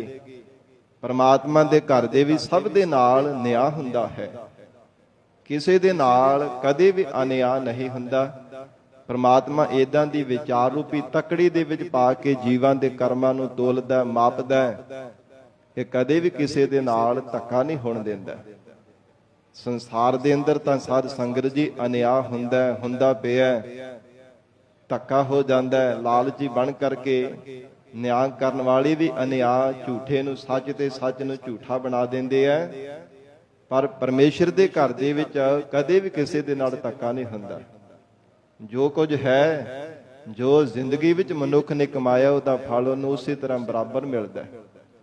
ਮਹਾਰਾਜ ਸੱਚੇ ਪਾਤਸ਼ਾਹ ਜੀ ਹਜੂਰ ਨੇ ਉਚਾਰਨ ਕੀਤਾ, ਕਹਿੰਦੇ ਵੱਡੀ ਇਹ ਹੱਥ ਦਲਾਲ ਕੇ। ਇਹ ਦੁਨੀ ਚੰਦ ਉੱਥੇ ਪ੍ਰਮਾਤਮਾ ਦੇ ਘਰ ਵਿੱਚ ਪਰਲੋਕ ਦੇ ਵਿੱਚ ਜਿਹੜੇ ਦਲਾਲੀ ਕਰਨ ਵਾਲੇ ਬ੍ਰਾਹਮਣ ਪਾਂਡੇ ਆਦਿਕ ਹੈ, ਝੂਠ ਬੋਲ ਕਰਕੇ ਕਿੰਨਾ ਕਿੰਨਾ ਧਨ ਪਦਾਰਥ ਇਕੱਤਰ ਕਰਦੇ ਨੇ, ਉਹਨਾਂ ਦੇ ਹੱਥ ਵੀ ਵੱਢੇ ਜਾਣਗੇ। ਮੁਸਪੀ ਇਹ ਕਰੇ। ਮੁਸਫੀ ਨਾਮ ਨਿਆਂ ਕਰਨੇ ਦਾ ਹੈ। ਮਹਾਰਾਜ ਕਹਿੰਦੇ ਉੱਥੇ ਨਿਆਂ ਕੀਤਾ ਜਾਵੇਗਾ। ਇਸ ਢੰਗ ਦੇ ਨਾਲ ਪਰਮਾਤਮਾ ਦੇ ਘਰ ਵਿੱਚ ਪਰਲੋਕ ਦੇ ਵਿੱਚ ਨਿਆਂ ਹੋਵੇਗਾ। ਜਿਹੜੇ ਦਲਾਲੀ ਕਰਨ ਵਾਲੇ ਦਲਾਲ, ਉਹਨਾਂ ਦੇ ਵੀ ਹੱਥ ਵੱਢੇ ਜਾਣਗੇ। ਨਾਨਕ ਅੱਗੇ ਸੋ ਮਿਲੇ। ਤੇ ਗਰੀਬ ਨਵਾਜ ਮਹਾਰਾਜ ਸੱਚੇ ਪਾਤਸ਼ਾਹ ਫਿਰ ਅੱਗੇ ਪਰਲੋਕ ਦੇ ਵਿੱਚ ਕੀ ਜਾ ਕਰਕੇ ਪਿਤਰਾਂ ਨੂੰ ਮਿਲਦਾ, ਫਿਰ ਕਿਹੜਾ ਮੈਨੂੰ ਯਤਨ ਕਰਨਾ ਚਾਹੀਦਾ। ਸਤਿਗੁਰੂ ਜੀ ਕਹਿਣ ਲੱਗੇ ਨਾਨਕ ਅੱਗੇ ਸੋ ਮਿਲੇ। ਇਹ ਨਿਸ਼ਚੈ ਕਰਕੇ ਜਾਣ ਉਹ ਕੁਝ ਹੀ ਪਿਤਰਾਂ ਨੂੰ ਪ੍ਰਾਪਤ ਹੁੰਦਾ ਹੈ। ਜੇ ਖੱਟੇ ਘਾਲੇ ਦੇ। ਜੋ ਕੁਝ ਜ਼ਿੰਦਗੀ ਦੇ ਵਿੱਚ ਖੱਟਿਆ ਹੈ, ਘਾਲਣਾ ਘਾਲੀ ਹੈ, ਕਮਾਈ ਕੀਤੀ ਹੈ, ਉਹ ਕੁਝ ਹੀ ਮਹਾਰਾਜ ਕਹਿੰਦੇ ਪਿਤਰਾਂ ਦੇ ਕੋਲ ਜਾਂਦਾ। ਜੇ ਖੱਟੇ ਘਾਲੇ ਦੇ, ਜੇ ਜ਼ਿੰਦਗੀ ਦੇ ਅੰਦਰ ਨਿਸ਼ਕਾਮ ਕਰਮਾਂ ਨੂੰ ਖੱਟਦਾ ਹੈ, ਘਾਲਣਾ ਘਾਲ ਕੇ, ਬੰਦਗੀ ਕਰਕੇ, ਸੇਵਾ ਸਿਮਰਨ ਕਰਕੇ ਅਰਦਾਸਾਂ ਕਰਦਾ ਹੈ, ਮੇਰੇ ਪਿਤਰਾਂ ਦਾ ਉਧਾਰ ਹੋ ਜਾਵੇ। ਗੁਰਬਾਣੀ ਦਾ ਮੁੱਖ ਵਾਕ ਹੈ ਨਾ, ਜਿਸ ਸਿਮਰਤ ਸਭ ਕਿਲ ਵਿਖ ਨਾਸਹਿ, ਪਿਤਰੀ ਹੋਏ ਉਧਾਰੋ। ਮਹਾਰਾਜ ਕਹਿੰਦੇ ਉਸ ਵਾਹਿਗੁਰੂ ਦਾ ਸਿਮਰਨ ਕਰਨਾ ਕਦੇ ਵੀ ਛੱਡਣਾ ਨਹੀਂ ਚਾਹੀਦਾ। ਜਿਸ ਪਰਮੇਸ਼ਰ ਦਾ ਸਿਮਰਨ ਕਰਨ ਦੇ ਨਾਲ ਪਿਤਰਾਂ ਦਾ ਵੀ ਉਧਾਰ ਹੋ ਜਾਂਦਾ ਹੈ। ਅਕਾਲ ਪੁਰਖ ਵਾਹਿਗੁਰੂ ਜੀ ਦੀ ਐਸੀ ਕਲਾ ਵਰਤਦੀ ਹੈ, ਜੇ ਕੋਈ ਭਗਤ ਕੁਲ ਦੇ ਵਿੱਚ ਪੈਦਾ ਹੋ ਜਾਂਦਾ ਹੈ, ਭਾਵੇਂ ਉਹ ਸਾਧ ਸੰਗਤ ਜੀ ਨਰਕਾਂ ਦੇ ਵਿੱਚ ਵੀ ਪਿਤਰਾਂ ਦਾ ਨਿਵਾਸ ਹੋਵੇ, ਟੇਢੀਆਂ ਜੂਨਾਂ ਦੇ ਵਿੱਚ ਭਾਵੇਂ ਪਏ ਹੋਣ, ਜੇ ਇੱਕ ਵੀ ਭਗਤ ਕੁਲ ਦੇ ਵਿੱਚ ਪੈਦਾ ਹੋ ਜਾਂਦਾ ਹੈ, ਉਹ ਸਾਰੀਆਂ ਕੁਲਾਂ ਨੂੰ ਤਾਰ ਦਿੰਦਾ ਹੈ, ਉਹ ਸਾਰੀ ਵੰਸ਼ ਨੂੰ ਆਪਣੀ ਦਾ ਉਧਾਰ ਕਰ ਦਿੰਦਾ ਹੈ। ਐਸਾ ਪਰਮਾਤਮਾ ਦੇ ਸਿਮਰਨ ਦਾ ਪ੍ਰਤਾਪ ਹੈ। ਗਰੀਬ ਨਵਾਜ ਧੰਨ ਗੁਰੂ ਨਾਨਕ ਦੇਵ ਸਾਹਿਬ ਮਹਾਰਾਜ ਸੱਚੇ ਪਾਤਸ਼ਾਹ ਕਹਿਣ ਲੱਗੇ ਕਿ ਇਹ ਦੁਨੀ ਚੰਦ ਜਿੱਦਾਂ ਦੀ ਕੋਈ ਘਾਲਣਾ ਘਾਲਦਾ ਹੈ ਨਾ, ਜਿੱਦਾਂ ਦੀ ਜੀਵਨ ਦੇ ਵਿੱਚ ਕਮਾਈ ਕਰਦਾ, ਖੱਟਦਾ, ਕਮਾਉਂਦਾ, ਉਦਾਂ ਦਾ ਹੀ ਫਲ ਪ੍ਰਾਪਤ ਹੁੰਦਾ ਹੈ। ਤੇ ਸਾਧ ਸੰਗਤ ਜੀ, ਗੁਰਬਾਣੀ ਵਿੱਚ ਭਗਤ ਕਬੀਰ ਸਾਹਿਬ ਜੀ ਨੇ ਉਚਾਰਨ ਕੀਤਾ, ਜੋ ਕੋਈ ਇਦਾਂ ਸਾਧ ਸੰਗਤ ਜੀ ਪਿਤਰਾਂ ਦੇ ਨਿਮਿਤ ਸਰਾਧ ਕਰਾਉਂਦਾ ਪਿਆ ਸੀ, ਪਰ ਕਈ ਵਾਰ ਭਗਤ ਕਬੀਰ ਸਾਹਿਬ ਜੀ ਨੇ ਅੱਖੀਂ ਦੇਖਿਆ ਸੀ ਕਿ ਜਿਉਂਦੇ ਜੀਵ ਨੇ ਕਦੇ ਆਪਣੇ ਪਿਤਾ ਨੂੰ ਪਾਣੀ ਤੱਕ ਵੀ ਨਹੀਂ ਸੀ ਪੁੱਛਿਆ ਕਿ ਪਾਣੀ ਦਾ ਘੁੱਟ ਵੀ ਪਿਆਲ ਦੇ। ਮੈਂ ਜਦੋਂ ਪਾਣੀ ਮੰਗਣਾ ਤੇ ਇੱਕ ਦੀਆਂ ਚਾਰ ਸੁਣਾਉਣੀਆਂ, ਤੇ ਜਦੋਂ ਪਿਤਾ ਚੜ੍ਹਾਈ ਕਰ ਗਿਆ, ਮੌਤ ਹੋ ਗਈ, ਤੇ ਫਿਰ ਸਰਾਧ ਕਰਦਾ ਪਿਆ ਸੀਗਾ। ਭਗਤ ਕਬੀਰ ਸਾਹਿਬ ਜੀ ਨੂੰ ਫਿਰ ਕਹਿਣ ਲੱਗੇ ਕਿ ਜੀਵਤ ਪਿਤਰ ਨਾ ਮਾਨੇ ਕੋ, ਮੂਏ ਸਰਾਧ ਕਰਾਹੇ, ਪਿਤਰ ਪੀ ਬਪਰੇ ਕਹੋ ਕਿਉ ਖਾਵੇ, ਕਊਆ ਕੂਕਰ ਖਾਹੀ। ਪਿਤਰ ਪੀ ਬਪਰੇ ਕਹੋ ਕਿਉ ਪਾਵਹਿ, ਉਹ ਬਪੜੇ ਪਿਤਰ ਜਿਹੜੇ ਮਰ ਜਾਂਦੇ ਭਲਾ ਕੀ ਪਾਵਣਗੇ, ਕੀ ਉਹਨਾਂ ਨੂੰ ਪ੍ਰਾਪਤੀ ਹੋਵੇਗੀ। ਕਊਆ ਕੂਕਰ ਖਾਹੀ, ਕੁੱਤੇ ਤੇ ਕਾਂ ਹੀ ਖਾਂਦੇ ਜੋ ਕੁਝ ਤੂੰ ਸਰਾਧ ਕਰਦਾ ਪਿਆ। ਕਈ ਪ੍ਰਾਗਰਾਜ ਤੇ ਜਾ ਕਰਕੇ ਸਰਾਧ ਕਰਦੇ ਹਨ, ਤੇ ਇਦਾਂ ਦਾ ਵੀ ਸਾਧ ਸੰਗਤ ਜੀ ਬਚਨ ਸੁਣਨ ਨੂੰ ਮਿਲਦਾ ਹੈ ਕਿ ਪ੍ਰਾਗਰਾਜ ਤੇ ਜਾ ਕਰਕੇ ਨਾ ਤਰ੍ਹਾਂ ਤਰ੍ਹਾਂ ਦੇ ਪਕਵਾਨ ਥਾਲਾਂ ਦੇ ਵਿੱਚ ਪਰੋਸ ਕੇ ਬੈਠ ਜਾਣਾ। ਜਿਹੜਾ ਕੋਈ ਕੁੱਕਰ ਆ ਕੇ ਨੇੜੇ ਆ ਕੇ ਭੌਂਕਣ ਲੱਗ ਪਿਆ, ਆਖਣਾ ਇਹੋ ਹੀ ਸਾਡਾ ਪਿਤਾ ਹੀ ਹੈ। ਜੇ ਕਾਂ ਨੇ ਆ ਕੇ ਕਾਂ ਕਾਂ ਕਰਨਾ ਸ਼ੁਰੂ ਕਰ ਦਿੱਤਾ, ਕੋਈ ਚਿੜੀ ਆ ਗਈ ਤੇ ਆਖਣਾ ਇਹੋ ਹੀ ਸਾਡੀ ਮਾਂ ਹੈ, ਇਹੋ ਸਾਡੀ ਦਾਦੀ ਪੜਦਾਦੀ ਹੈ, ਤੇ ਇਹਨੂੰ ਖਵਾਈਏ ਤੇ ਸਾਰਾ ਕੁਝ ਸਾਡੀ ਦਾਦੀ ਪੜਦਾਦੀ ਨੂੰ ਪਿਤਰਾਂ ਨੂੰ ਮਿਲ ਜਾਵੇਗਾ। ਇਹ ਕਿੱਡਾ ਤਗੜਾ ਭਰਮ ਮਨ ਦੇ ਵਿੱਚ ਪਿਆ ਹੋਇਆ। ਮਹਾਰਾਜ ਗਰੀਬ ਨਵਾਜ ਗੁਰੂ ਨਾਨਕ ਦੇਵ ਸਾਹਿਬ ਸੱਚੇ ਪਾਤਸ਼ਾਹ ਮਹਾਰਾਜ ਕਹਿਣ ਲੱਗੇ, ਜੇ ਖੱਟੇ ਘਾਲੇ ਦੇ ਜਿੱਦਾਂ ਦੀ ਘਾਲਣਾ ਖੱਟੇਗਾ, ਜਿੱਦਾਂ ਦੀ ਕਿਰਤ ਕਮਾਈ ਕਰੇਗਾ। ਤੇ ਸਾਧ ਸੰਗਤ ਜੀ, ਜਿਉਂਦੇ ਜੀ ਮਾਤਾ ਪਿਤਾ ਦੀ ਕਦੇ ਸੇਵਾ ਨਹੀਂ ਕਰਦਾ, ਤੇ ਲੋਕ ਲੱਜਾ ਰੱਖਣ ਦੇ ਵਾਸਤੇ ਕਿ ਮੇਰਾ ਨੱਕ ਰਹਿ ਜਾਵੇ ਸੰਸਾਰ ਦੇ ਵਿੱਚ, ਫਿਰ ਮਰਿਆ ਹੋਇਆਂ ਦੀ ਸਰਾਧ ਕਰਦਾ ਪਿਆ। ਮਹਾਰਾਜ ਸੱਚੇ ਪਾਤਸ਼ਾਹ ਕਹਿੰਦੇ ਐਵੇਂ ਤੇਰਾ ਭਲਾ ਹੋਣ ਵਾਲਾ ਨਹੀਂ ਹੈ, ਜਿੱਦਾਂ ਦੀ ਕਮਾਈ ਕਰੇਗਾ ਉਦਾਂ ਦਾ ਫਲ ਮਿਲੇਗਾ। ਮਹੱਲਾ ਪਹਿਲਾ, ਜਿਉ ਜੋਰੂ ਸਰਨਾਵਣੀ। ਧੰਨ ਗੁਰੂ ਨਾਨਕ ਦੇਵ ਸਾਹਿਬ ਮਹਾਰਾਜ ਜੀ ਦੇ ਨਾਲ ਭਾਈ ਮਰਦਾਨਾ ਜੀ ਸਤਿਗੁਰੂ ਸੱਚੇ ਪਾਤਸ਼ਾਹ ਦੇ ਪਾਸ ਬੈਠੇ ਹੋਏ ਨੇ, ਤੇ ਕਿਸੇ ਦੇ ਤਮਾਕੂ ਖਾਣੇ ਦੀ ਬਦਬੂ ਆ ਰਹੀ ਸੀ, ਤੇ ਹੱਥ ਜੋੜ ਕੇ ਬੇਨਤੀ ਕੀਤੀ, ਮਹਾਰਾਜ ਬੜੀ ਭੈੜੀ ਬਦਬੂ ਆ ਰਹੀ ਹੈ। ਮਹਾਰਾਜ ਸੱਚੇ ਪਾਤਸ਼ਾਹ ਕਹਿੰਦੇ, ਭਾਈ ਮਰਦਾਨੇ ਕਾਹਦੀ ਬੋ ਆ ਰਹੀ ਹੈ, ਕਿੱਦਾਂ ਦੀ ਬਦਬੂ ਆ ਰਹੀ? ਕਹਿੰਦਾ ਮਹਾਰਾਜ ਕੋਈ ਤਮਾਕੂ ਖਾਂਦਾ ਪਿਆ। ਇਹ ਤਮਾਕੂ ਦੀ ਸਾਧ ਸੰਗਤ ਜੀ ਅਪਵਿੱਤਰਤਾ ਜਾਣ ਕਰਕੇ ਕਿ ਜਿਹੜਾ ਮਨੁੱਖ ਤਮਾਕੂ ਦਾ ਸੇਵਨ ਕਰਦਾ ਹੈ ਉਹ ਕਦੇ ਵੀ ਆਪਣੇ ਹਿਰਦੇ ਨੂੰ ਪਵਿੱਤਰ ਨਹੀਂ ਕਰ ਸਕਦਾ। ਭਾਵੇਂ ਜਿੰਨੇ ਮਰਜ਼ੀ ਕੋਈ ਜਪ ਤਪ ਸਾਧਨਾ ਕਰ ਲਵੇ, ਕਿਸੇ ਵੀ ਕੀਤੇ ਹੋਏ ਜਾਪ ਦਾ ਫਲ ਨਹੀਂ ਉਹਨੂੰ ਪ੍ਰਾਪਤ ਹੋ ਸਕਦਾ। ਕਿਸੇ ਵੀ ਪ੍ਰਕਾਰ ਦੀ ਕੀਤੀ ਹੋਈ ਤਪੱਸਿਆ ਤਪ ਸਾਧਨਾ ਦਾ ਫਲ ਨਹੀਂ ਉਹਨੂੰ ਪ੍ਰਾਪਤ ਹੋ ਸਕਦਾ। ਪੁੰਨ ਦਾਨ ਜਪ ਤਪ ਸਾਰੇ ਨਸ਼ਟ ਹੋ ਜਾਂਦੇ ਹਨ। ਤਾਂ ਹੀ ਤਾਂ ਸਾਧ ਸੰਗਤ ਜੀ ਤਮਾਕੂ ਨੂੰ ਜਗਤ ਜੂਟ ਕਿਹਾ ਹੈ। ਗੁਰਮਤਿ ਦੇ ਵਿੱਚ ਤਮਾਕੂ ਨੂੰ ਜਗਤ ਜੂਟ ਕਿਹਾ ਜਾਂਦਾ ਹੈ ਕਿ ਸਾਰੇ ਕੋਈ ਬੰਦਾ ਕੋਈ ਤਮਾਕੂ ਦਾ ਸੇਵਨ ਕਰ ਲਵੇ, ਜਾਣੋ ਕਿ ਸਾਰੇ ਸੰਸਾਰ ਦੀ ਜੂਠ ਉਸ ਬੰਦੇ ਨੇ ਖਾ ਲਈ ਹੈ। ਸਾਰਿਆਂ ਦੀ ਜੂਠ, ਸਾਰੀ ਸ੍ਰਿਸ਼ਟੀ ਦੀ ਗੰਦਗੀ ਭਰ ਸਾਰਿਆਂ ਦੀ ਜੂਠ ਉਹਨੇ ਖਾ ਲਈ ਜਿਹਨੇ ਤਮਾਕੂ ਦਾ ਸੇਵਨ ਕਰ ਲਿਆ। ਕਿੰਨਾ ਇਹ ਮਾੜਾ ਨਸ਼ਾ ਹੈ, ਕਿੰਨਾ ਭੈੜਾ ਨਸ਼ਾ ਹੈ। ਤੇ ਸਾਧ ਸੰਗਤ ਜੀ, ਇਸ ਦੇ ਪ੍ਰਥਾਏ ਰਹਿਤਨਾਮਿਆਂ ਦੇ ਵਿੱਚ ਵੀ ਮਹਾਰਾਜ ਸੱਚੇ ਪਾਤਸ਼ਾਹ ਜੀ ਨੇ ਵਚਨ ਕਹੇ ਹਨ। ਤਨਕ ਤਮਾਕੂ ਸੇਵੀਐ ਦੇਵ ਪਿੱਤਰ ਛੱਡ ਜਾਏ, ਪਾਣੀ ਤਾਕ ਹਾਥ ਕਾ ਮਦਰਾ ਸਮ ਹੋਏ ਜਾਏ। ਜਿਹੜਾ ਮਨੁੱਖ ਤਮਾਕੂ ਦਾ ਸੇਵਨ ਕਰਦਾ ਹੈ, ਉਹਦੇ ਹੱਥੋਂ ਪਾਣੀ ਪੀਣਾ ਤੇ ਸ਼ਰਾਬ ਪੀਣੀ ਇੱਕ ਬਰਾਬਰ ਹੈ। ਮਹਾਰਾਜ ਗੁਰੂ ਕਲਗੀਧਰ ਪਿਤਾ ਧੰਨ ਗੁਰੂ ਗੋਬਿੰਦ ਸਿੰਘ ਸਾਹਿਬ ਸੱਚੇ ਪਾਤਸ਼ਾਹ ਜੀ ਨੇ ਉਪਦੇਸ਼ ਦਿੱਤਾ, ਕਹਿੰਦੇ ਦੇਵ ਪਿੱਤਰ ਛੱਡ ਜਾਏ। ਉਹਦੇ ਪਿੱਤਰ ਵੀ, ਦੇਵੀ ਦੇਵਤੇ ਵੀ ਜਿਨ੍ਹਾਂ ਦਾ ਪੂਜਨ ਕਰਦਾ, ਉਹ ਵੀ ਸਾਥ ਛੱਡ ਜਾਂਦੇ ਐ। ਉਹਦੇ ਪੁੰਨ ਦਾਨ ਜਪ ਤਪ ਸਾਰੇ ਨਸ਼ਟ ਹੋ ਜਾਂਦੇ ਹਨ, ਜਿਹੜਾ ਇਹ ਜਗਤ ਜੂਠ ਤਮਾਕੂ ਦਾ ਸੇਵਨ ਕਰਦਾ ਹੈ। ਇਸ ਲਈ ਸਾਧ ਸੰਗਤ ਜੀ, ਇਹ ਭੈੜੇ ਨਸ਼ੇ ਦਾ, ਜਗਤ ਜੂਠ ਦਾ ਭੁੱਲ ਕਰਕੇ ਵੀ ਕਦੇ ਵੀ ਸੇਵਨ ਨਹੀਂ ਕਰਨਾ ਚਾਹੀਦਾ। ਨਸ਼ਾ ਤਾਂ ਹਰ ਕੋਈ ਭਾਵੇਂ ਮਾੜਾ ਹੈ, ਪਰ ਤਮਾਕੂ ਇੰਨਾ ਜ਼ਿਆਦਾ ਇਹ ਮਾੜਾ ਨਸ਼ਾ ਹੈ, ਕਿਸੇ ਵੀ ਧਾਰਮਿਕ ਗ੍ਰੰਥ ਦੇ ਵਿੱਚ ਇਹਦਾ ਸੇਵਨ ਕਰਨ ਦੇ ਬਾਬਤ ਕੋਈ ਵੀ ਆਗਿਆ ਨਹੀਂ ਦਿੰਦਾ, ਕਿਸੇ ਵੀ ਧਾਰਮਿਕ ਗ੍ਰੰਥ ਦੇ ਵਿੱਚ। ਔਰ ਇਸੇ ਤਰ੍ਹਾਂ ਸਾਧ ਸੰਗਤ ਜੀ, ਪ੍ਰਤੱਖ ਵੀ ਤਮਾਕੂ ਦੀ ਪੁੜੀ ਆਪਨੇ ਕਿਤੇ ਦੇਖੀ ਹੋਵੇਗੀ, ਉਹਦੇ ਉੱਪਰ ਵੀ ਲਿਖਿਆ ਹੁੰਦਾ ਕੈਂਸਰ। ਤੇ ਇਹਦਾ ਸੇਵਨ ਕਰਨ ਦੇ ਨਾਲ ਕੈਂਸਰ ਦਾ ਰੋਗ ਹੋ ਜਾਂਦਾ ਹੈ। ਤੇ ਫੇਰ ਵੀ ਬੇਸਮਝਤਾ ਕਰਕੇ ਪਤਾ ਨਹੀਂ ਕੀ ਕਾਰਨ ਹੈ, ਉਹਦਾ ਸੇਵਨ ਕਰੀ ਜਾਂਦੇ ਆ। ਪਤਾ ਨਹੀਂ ਕੀ ਕਾਰਨ ਹੈ। ਪਤਾ ਵੀ ਹੈ ਕਿ ਉੱਪਰ ਲਿਖਿਆ ਵੀ ਹੋਇਆ ਕਿ ਇਹਦਾ ਸੇਵਨ ਕਰਨ ਦੇ ਨਾਲ, ਤਮਾਕੂ ਖਾਣ ਦੇ ਨਾਲ ਕੈਂਸਰ ਦਾ ਰੋਗ ਹੋ ਜਾਂਦਾ ਹੈ, ਤੇ ਫੇਰ ਵੀ ਖਾਣੋਂ ਟਲਦੇ ਨਹੀਂ ਆ। ਮਹਾਰਾਜ ਸੱਚੇ ਪਾਤਸ਼ਾਹ ਸਾਨੂੰ ਸਮਤ ਬਖਸ਼ਿਸ਼ ਕਰਨਾ।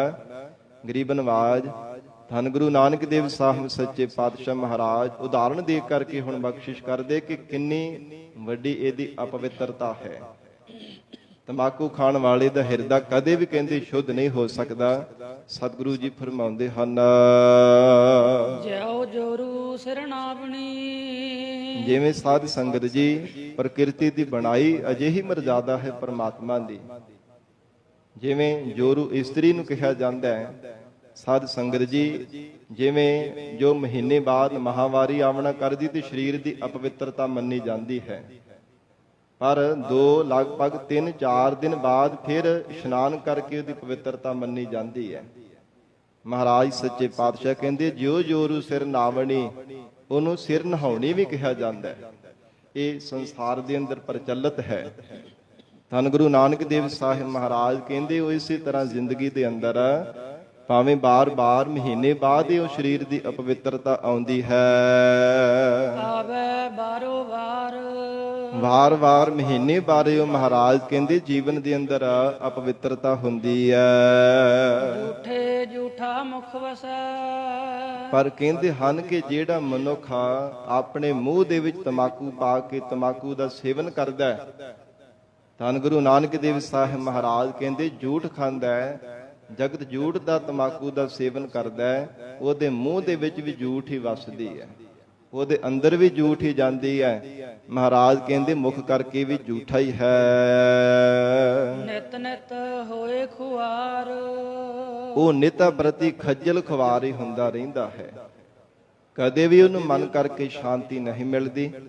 ਜੇ ਕਹੇ ਕਿ ਮੈਂ ਪੁੰਨ ਦਾਨ ਕਰਦਾ, ਮੇਰਾ ਮਨ ਟਿਕ ਜਾਵੇਗਾ, ਪਰ ਉਹ ਸਾਧ ਸੰਗਤ ਜੀ ਪੁੰਨ ਦਾਨ ਕੀਤੇ ਹੋ ਉਹਨਾਂ ਦਾ ਫਲ ਵੀ ਨਸ਼ਟ ਹੋ ਜਾਂਦਾ ਹੈ, ਉਹਨਾਂ ਦਾ ਫਲ ਵੀ ਜੀਵ ਨੂੰ ਨਹੀਂ ਪ੍ਰਾਪਤ ਹੁੰਦਾ ਜਿਹੜਾ ਤਮਾਕੂ ਦਾ ਸੇਵਨ ਕਰਦਾ ਹੈ। ਸੂਚੇ ਇਹ ਨਾ ਆਖੀਆ ਹੈ। ਤੇ ਫਿਰ ਮਹਾਰਾਜ ਸਾਹਿਬ ਜੀ ਨੂੰ ਬੇਨਤੀ ਕੀਤੀ ਹੈ, ਹੇ ਗਰੀਬ ਨਵਾਜ, ਜਿਵੇਂ ਤਨ ਦੀ ਪਵਿੱਤਰਤਾ ਕਰਕੇ ਸੁਚਮਤਾ ਹੋ ਜਾਂਦੀ ਹੈ, ਤੇ ਮਹਾਰਾਜ ਤਮਾਕੂ ਦਾ ਸੇਵਨ ਕਰਨ ਵਾਲੇ ਪਵਿੱਤਰ ਹੋ ਜਾਂਦੇ ਹੋਣਗੇ।